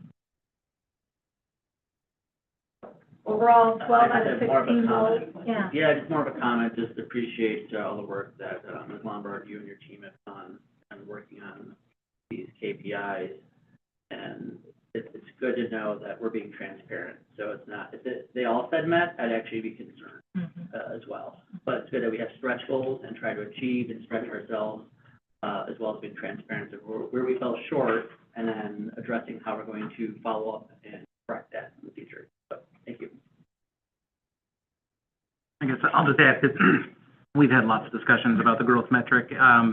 It's not a very robust metric, in my opinion. It doesn't really measure what people think it measures when they hear the word growth, and it's a bit misleading, and it's disappointing the state puts so much pressure on it. The proficiency is really where it's at, or we should look at the lower performing students, the growth from there, and not put so much pressure for really heavy growth on the overperforming students. So, add that in there. And it was actually really good work. I have a note in here about the attendance.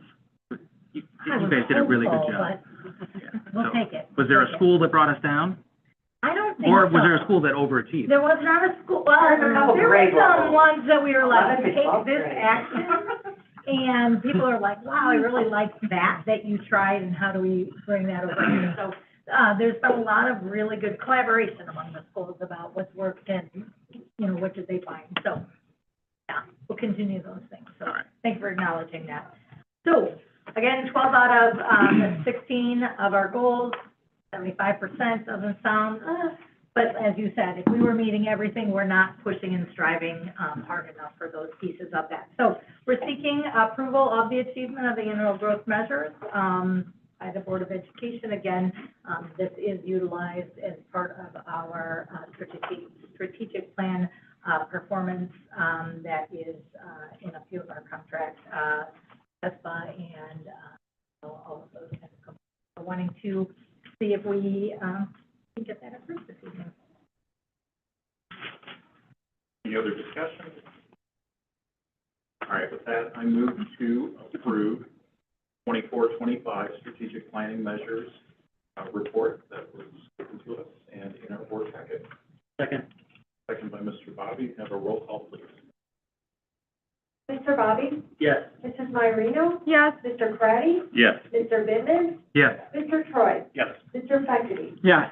Mrs. Murray? Yes. Motion passes 7-0. Next item is press policy revision, second reading. Walford again. Sure. Just last month, we talked about, and I wanted to highlight a component just for transparency and making sure, typically a second reading goes into the consent agenda. Wanted to highlight a law change and requirement in policy 7:250, student support services. So again, do want to just highlight what that change is. And the why of that change, reminding everybody that this is a law change, and that there may be, the law hasn't changed in administering school counseling and around that, but it's the transparency piece of the notification of that law to students and parents. So the addition here under school counseling services is that the superintendent or designee shall annually inform all school personnel and students 12 years of age or older in writing of the availability of counseling without parent guardian consent under, and then it gets the school code provision in there. Again, wanting to bring that up for transparency. This is a law change that notification, we would be looking at adding that to the student handbook. So we've got example language that can go in there. So whether it should be or shouldn't be part of the law is not the approval process right here. It's the change in that because it is law. There were a few questions that did come up about the tracking of that, and Mrs. Gill, we'll take it from there to kind of share a little bit of what does that look like to be able to answer the questions that the board had, and that's why we removed it off of consent to have as a separate item. Appreciate the question. So we did have an opportunity to meet with our team leaders for psych and social work and map out a plan that to make sure that everyone in the district who would be responsible for logging visits are doing so in a uniform way. We have staff training and updates set to go out to all counselors, social workers, and psychologists to receive the updates on board policy and their responsibilities as providers to make sure that session tracking and documentation is in fact standardized so that we know across the district that all of our providers, they're already following all of the guidance under the law. The law itself hasn't changed, but thought it would be really important that we are providing those reminders through professional training and letting them know the updates to the board policy so that they are fully aware and reminded of their expectations. So session tracking and documentation, parent notification is still part of the law that hasn't changed, and making sure that they are reminded of confidential record handling and the differences between crisis and mandated reporting and things that don't fall under this provision of counseling. So we want to be transparent with the board, with the community, And we want to be proactive with our providers, make sure they understand what they are expected to do and how they're expected to both log and inform parents. So we have met, and I just wanted to make sure that you are all informed that, you know, we will have all of these safeguards in place and reinforced across the district. So just a question on that. So I was talking with some parents and got some kind of feedback and a thought of a process that I would wonder how the district would respond to this. So let's say my student filled out a form, signed the form, I signed it as the parent, and you know, my wife in my case signed it as well, that said, if my son sees a counselor, the district should notify me as the guardians. How would we handle something like that? So therefore, taking out the it's 7 days, because it seems like the district assumes that there should be no notification until you hit a certain amount. So what if we took that out and we had a form that basically said, my wishes are, as a student, is I want my parents to know, not necessarily share the confidential information, but to share that I visited them. Yeah. So students have the right to consent to parents. I think if we answer your question, right, we would have to have student consent to inform parents. So if we did that up front, how would the district handle that? I definitely think that's something that we could definitely check, put a process in place and check with legal to make sure that we're following the law and meeting what families and students would like to have.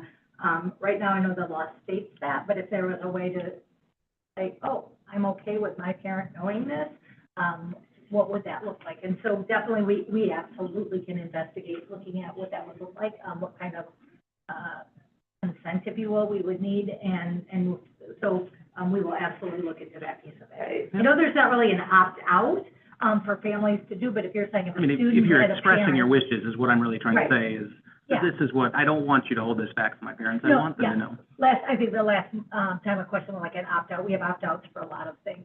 But I understand what you're saying. It's a little bit different there, and we absolutely can look into that and bring that forward. It wouldn't change this part of it here, but it's how do we notify? And again, that transparency and the wishes of the student and the family, right? Right, absolutely. Yeah, Thank you. the students would absolutely, they would have the ability to give consent for their parents to be notified. Yeah. Okay, thank you. So, to ask a clarifying question, so this vote is, you're saying that the policy set forth, that doesn't need further looking into, it's more of our process Yes. needs to be looked into. So what we're voting on today is not about do we agree with the law. Correct. So a yes vote doesn't mean we agree with the law. A yes vote is to follow the law. Yep. So we're voting on whether or not we follow the law. I just So, want to make that well, clear. yes, right, we're always gonna follow the law. So, the recommendation on the table is to, add to the existing, policy, the words, the superintendent or designee shall annually inform all school personnel and students 12 years of age or older in writing of the availability of counseling without parent or guardian consent, and again, under the school code, because that mirrors what the law is. Like that, part before the law was out there and we were following it all, but it didn't say that the school district needed to inform everybody of what the law was. Now, this new changes, you need to have that somewhere. Most districts are putting that in the student handbook.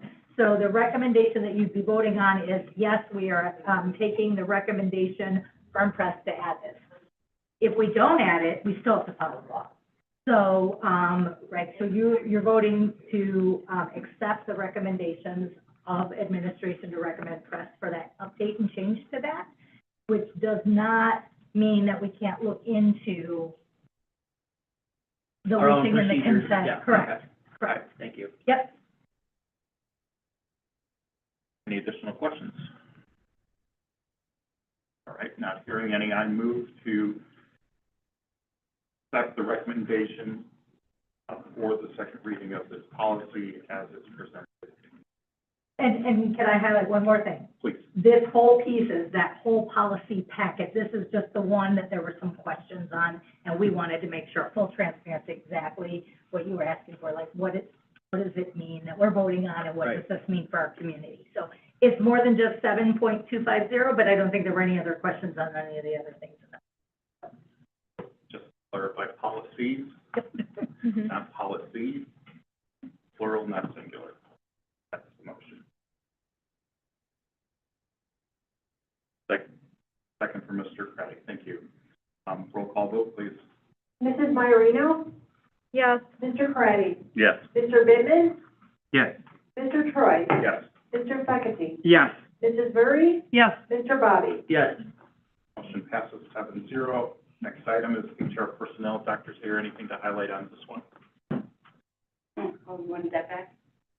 Never bad. Okay. Thank you very much. Anything to ask of Dr. Zayer? All right, with that, I move to accept the personnel report as presented in the agenda. Second. Second from Mr. Bobby. Roll call vote, please. Mr. Craddy? Yes. Mr. Troy? Yes. Mr. Fekete? Yes. Mrs. Murray? Yes. Mr. Bidman? Yes. Mr. Bobby? Yes. Mrs. Maiorino? Yes. Motion passes 7-0. The next item is supplemental purchase orders and accounts payable. I move to accept the supplemental purchase orders report and supplemental accounts payable reports as presented. Second. Second from Mr. Craddy, and a roll call vote, please.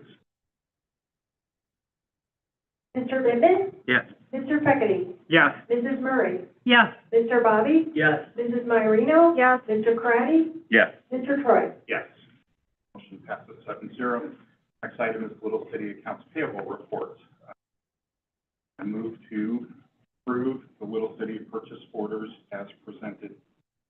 Period. Mr. Troy, can I add something? Yes.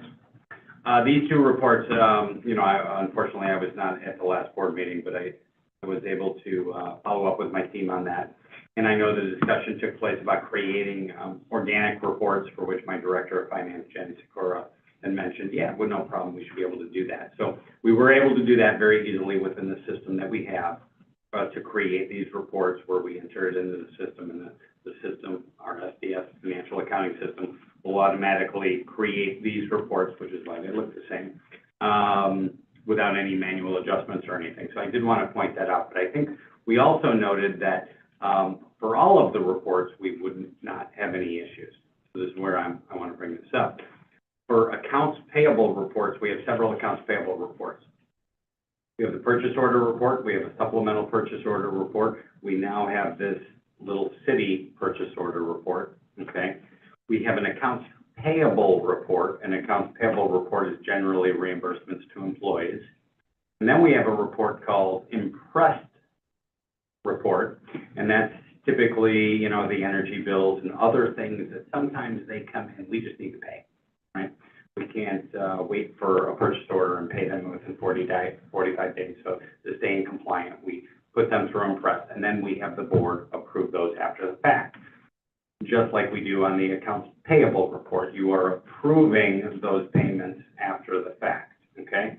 But then we have a report that's called the disbursement report, and that's everything that has been paid for the month that has already been approved, meaning you either approved it via the accounts payable report, you approved it via the impressed report, or it showed up on a purchase order report, supplemental or otherwise, or this Little City report. So it's really an all-in report of something that the board has already approved. Now, why do I tell you that? I bring all of that up because that's the one report, that disbursement report, unfortunately, within our current system, we are switching to Skyward, that probably can do this, but our current system says, nope, it's only a one-canned report. You cannot modify it. It's all disbursements for the month. So it's the one report for which we cannot pull Little City out of. And so then in hypothesizing with my team, my Director of Finance, who's been with a few other districts, she asked the question, well, why do we present that report to the board? And I said, well, we do it because of transparency purposes. It's a report that shows every month here's everything we already paid. And she said, but the board already approved it. And we kept going back and forth on this. So I want to share this with the board because before we may make a recommendation, that is really an informational report. But historically, we've had the board approve it is kind of a second approval. So I throw that out there because I know the discussion we had. And I just want to ask the board before we make a process change of moving a report from a previous action item report to possibly an informational type report.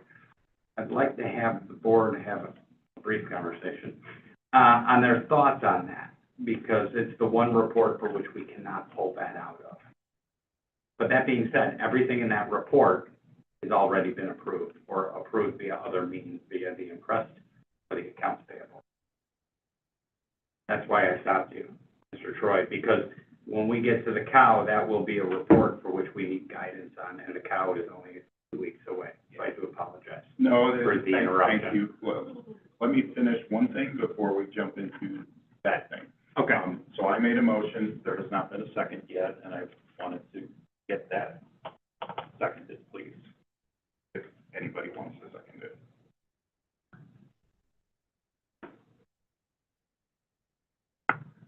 He's referring to the Little City The report. Little City report, yes. I'll second. Mr. Fratty seconded. All right, so let's vote on that, close out the item, and we'll get back to this question about report versus, okay, thank you. Roll call vote, please. Mr. Troy? Yes. Mrs. Murray? Yes. Mr. Bobby? I'm going to abstain with conflict for the sole payable. Mrs. Maiorino? Yes. Mr. Fecke? Yes. Mr. Corradi? Yes. Mr. Bivin? Yes. Motion passes 6-0 with one abstention. All right, to give you some guidance on that. My question is, why didn't we catch this sooner? If it's a report of things that we've already spent money in that's already been approved. It's a great question. You know, I've been here since 2008-9 timeframe. And this was a process that has been around long before me. Right. In talking to other districts, most districts don't approve this or have this presented. Most districts don't do half the things we do, but most districts don't present the listing of disbursements that have already been approved. A few districts that I did come across do have this, but it is as an informational type of item, similar to a revenue and expenditure report, the fiscal reports, and other reports up above.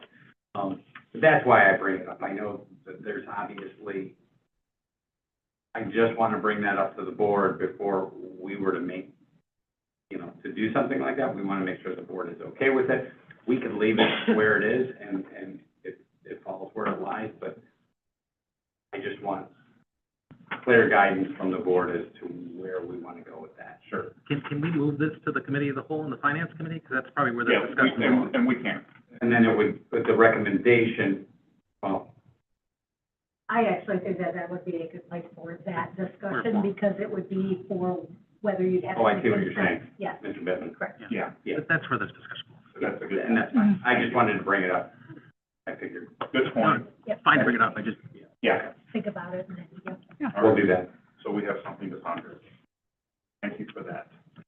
Moving on to item 6, intergovernmental agreement with Niles Township District for Special Education 807 to support the needs of one of our students. Mrs. Gill. Thank you. Didn't know if Dr. Dare was going to give the mic back to me. Okay. So every year, we look at our continuum of service and obviously want to offer all of our students the best possible option for their education in the least restrictive environment. And from time to time, we utilize additional off-campus placements. And in this case, we have an intergovernmental agreement with Niles Township District, who offers a schooling option for at least one of our students here in the district. And in order for us to engage in this contract, we need board approval for an intergovernmental agreement between us and Niles Township District. And we did this last year as well. This might be familiar to some of you. But that's the request. Not sure if you have any additional questions. I think it's outlined in the memo. Yeah. Thank you for that. Questions? Okay, Not hearing any, I move to approve the intergovernmental agreement with Canals Township District Special Education 807 for the needs of our students, one of our students. Second. Thank you, Mr. Feckety. With the second, roll call vote, please. Mr. Feckety? Yes. Mr. Bobby? Yes. Mrs. Murray? Yes. Mr. Craddy? Yes. Mr. Bivin? Yes. Mrs. Myarino? Yes. Mr. Troy? Yes. Motion passes 7-0. Item 17 is public comment. I see there's a sheet in the tray.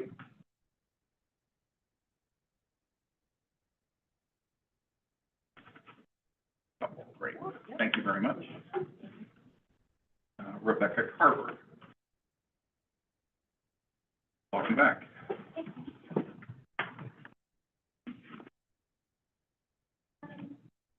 Did I get it that way? Okay, thank you. I'm Rebecca Carver, and I spoke earlier, and I just wanted to thank the board for keeping it professional tonight. And again, I want to recognize Rich Bobby's dedication to our district. He's shown integrity with his transparency, and it's obvious that he has experience and a deep commitment to all of our students. You, Mr. Bobby, are a valuable asset to our board. I appreciate board members like Mr. Bobby who lead with compassion and put the interests of our students first. Mr. Bivin, a side note, I just want to address your concern about healthcare costs, and I totally agree with you that it's not sustainable. I wonder if maybe what you're looking for is universal healthcare that might help. Was it? See if I can, introduce her. I've actually had that discussion up here on the board. Good. And I think the state, that's probably the only way to handle this. Yeah. Because they don't have it under control. I didn't expect to agree with you today. Mr. Troy, I want to thank you for your hard work and leadership. And I want to thank Mr. Craddy, Ms. Marino, and Mr. Feckety for staying positive and professional. Let's stand behind the people who truly care about our community and work together for positive change. Again, I thank you for being professional tonight. Thank you for your second comment. Don Smolinski.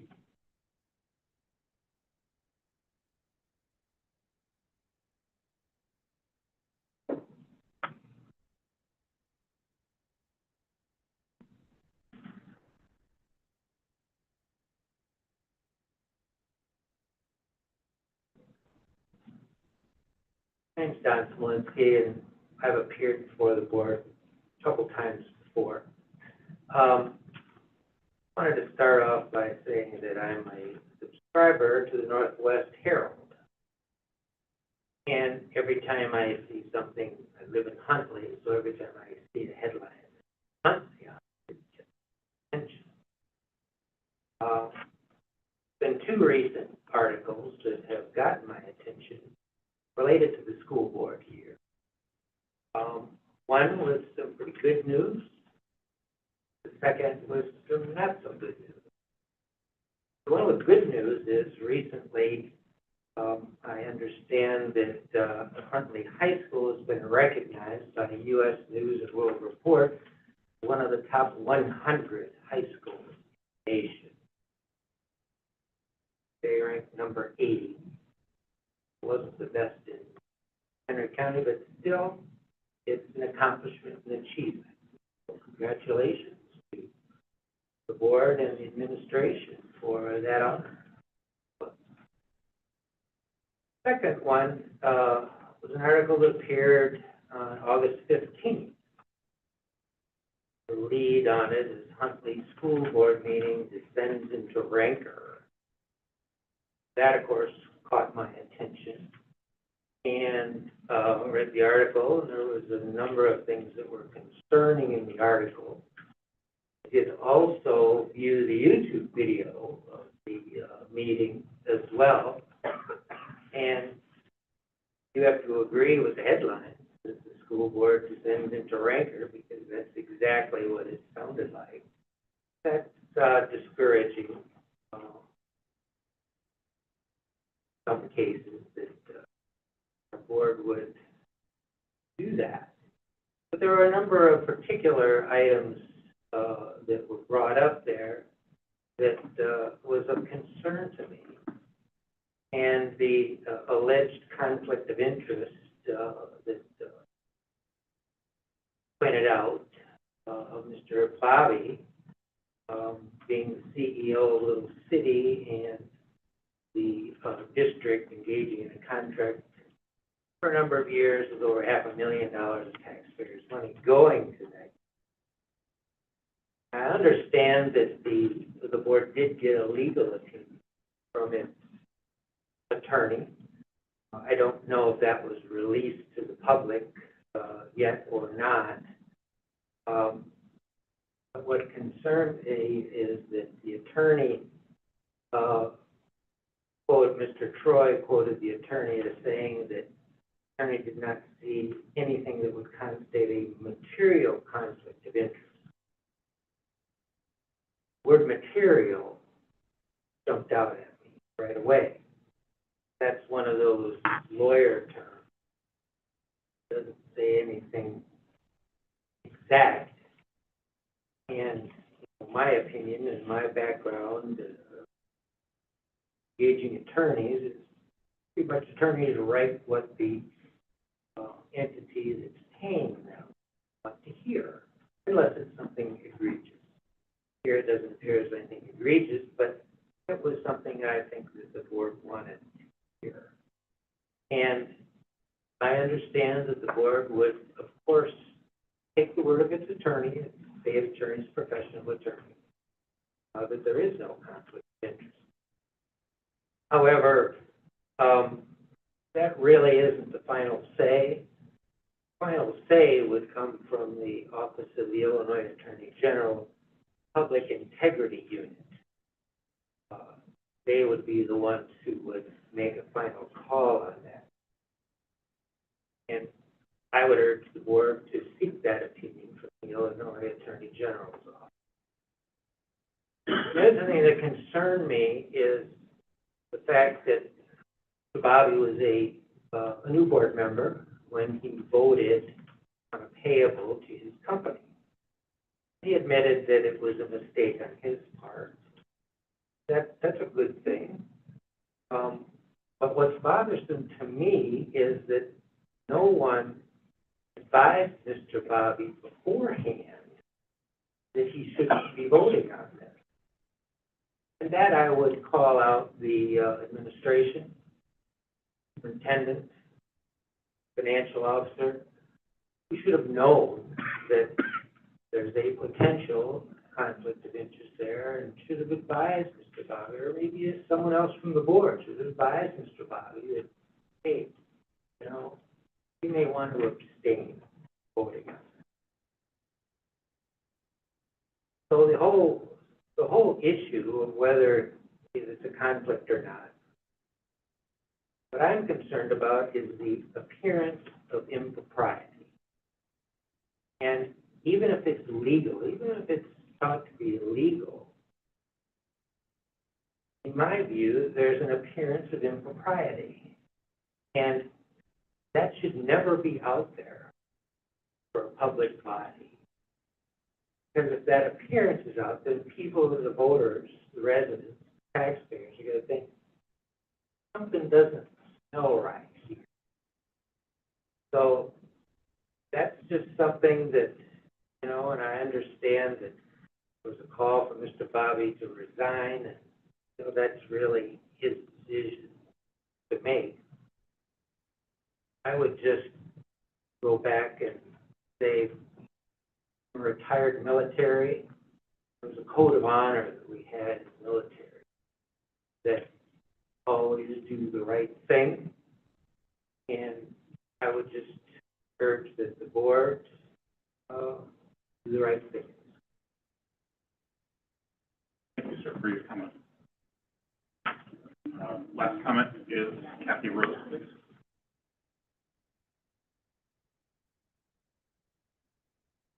Thank you for allowing more public comments. I want to address what we've witnessed tonight. It's clear from the public comments and from the community's response that many people support Mr. Bobby and trust moving forward all will be well. But what we saw wasn't about transparency tonight. It feels like political theater. The repeated personal attacks, obvious attempts to recruit reinforcements even during this meeting, does not serve our students, our family, our community. This distracts from the real issue and erodes the collaborative spirit we need to govern effectively. Board members should be held to a higher standard of professionalism and respect. And we focus on what matters, supporting the students, listening to the families, fostering an environment of constructive dialogue, not intimidation. I hope future meetings prioritize solutions and respect over grandstanding and division. Let's move forward with dignity, holding ourselves accountable to the values our community expects. Thank you. And thank you for your comment. We have a late entrant, Harry Cross. Just under the wire.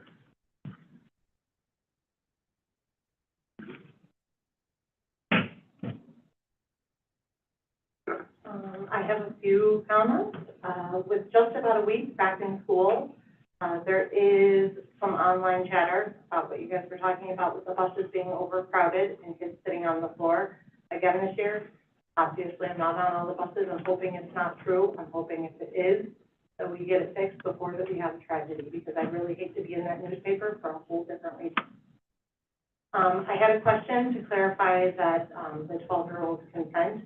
If a student comes in for a session, is there currently a form given to them to sign to prove that they were given the info, whether they wished to give their parents consent or not? Does that exist? Otherwise, it's just the word of who's giving that. If they did give the parent consent, would the parents then be notified same day, or what would that time frame be? And then I had a question for Mr. Zier. At the COW meeting last time, I asked a question about the presentation and some of the special ed numbers. I'm not sure if you have that or not.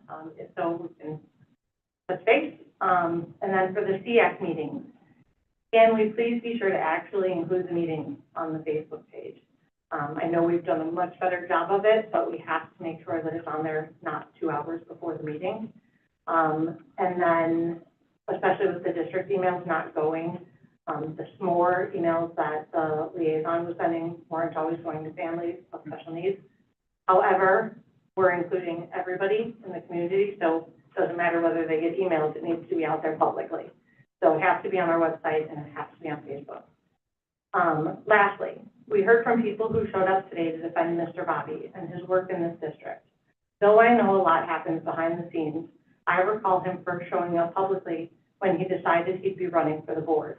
So I'm not sure how far back or how deep his district advocating has been before his goal was the board seat. That is, of course, outside of his work between the district and Little City.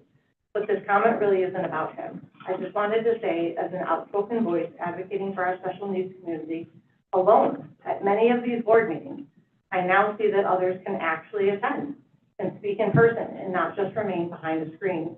It makes me wonder where all of those voices were during a variety of meetings over the last 5 years. We may not agree on much, but I'm certain we do agree that our special needs community can use all of our voices.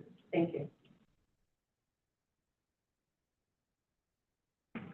And thank you for your comment this evening. With that, move to item 18, adjournment. We move to adjourn our meeting this evening at 9:31 p.m. Second. Second from Mr. Becky. All in favor, please say aye. Aye. Opposed? Motion passes 7-0. Thank you, everybody, for attending and staying this long. Have a good night and good luck.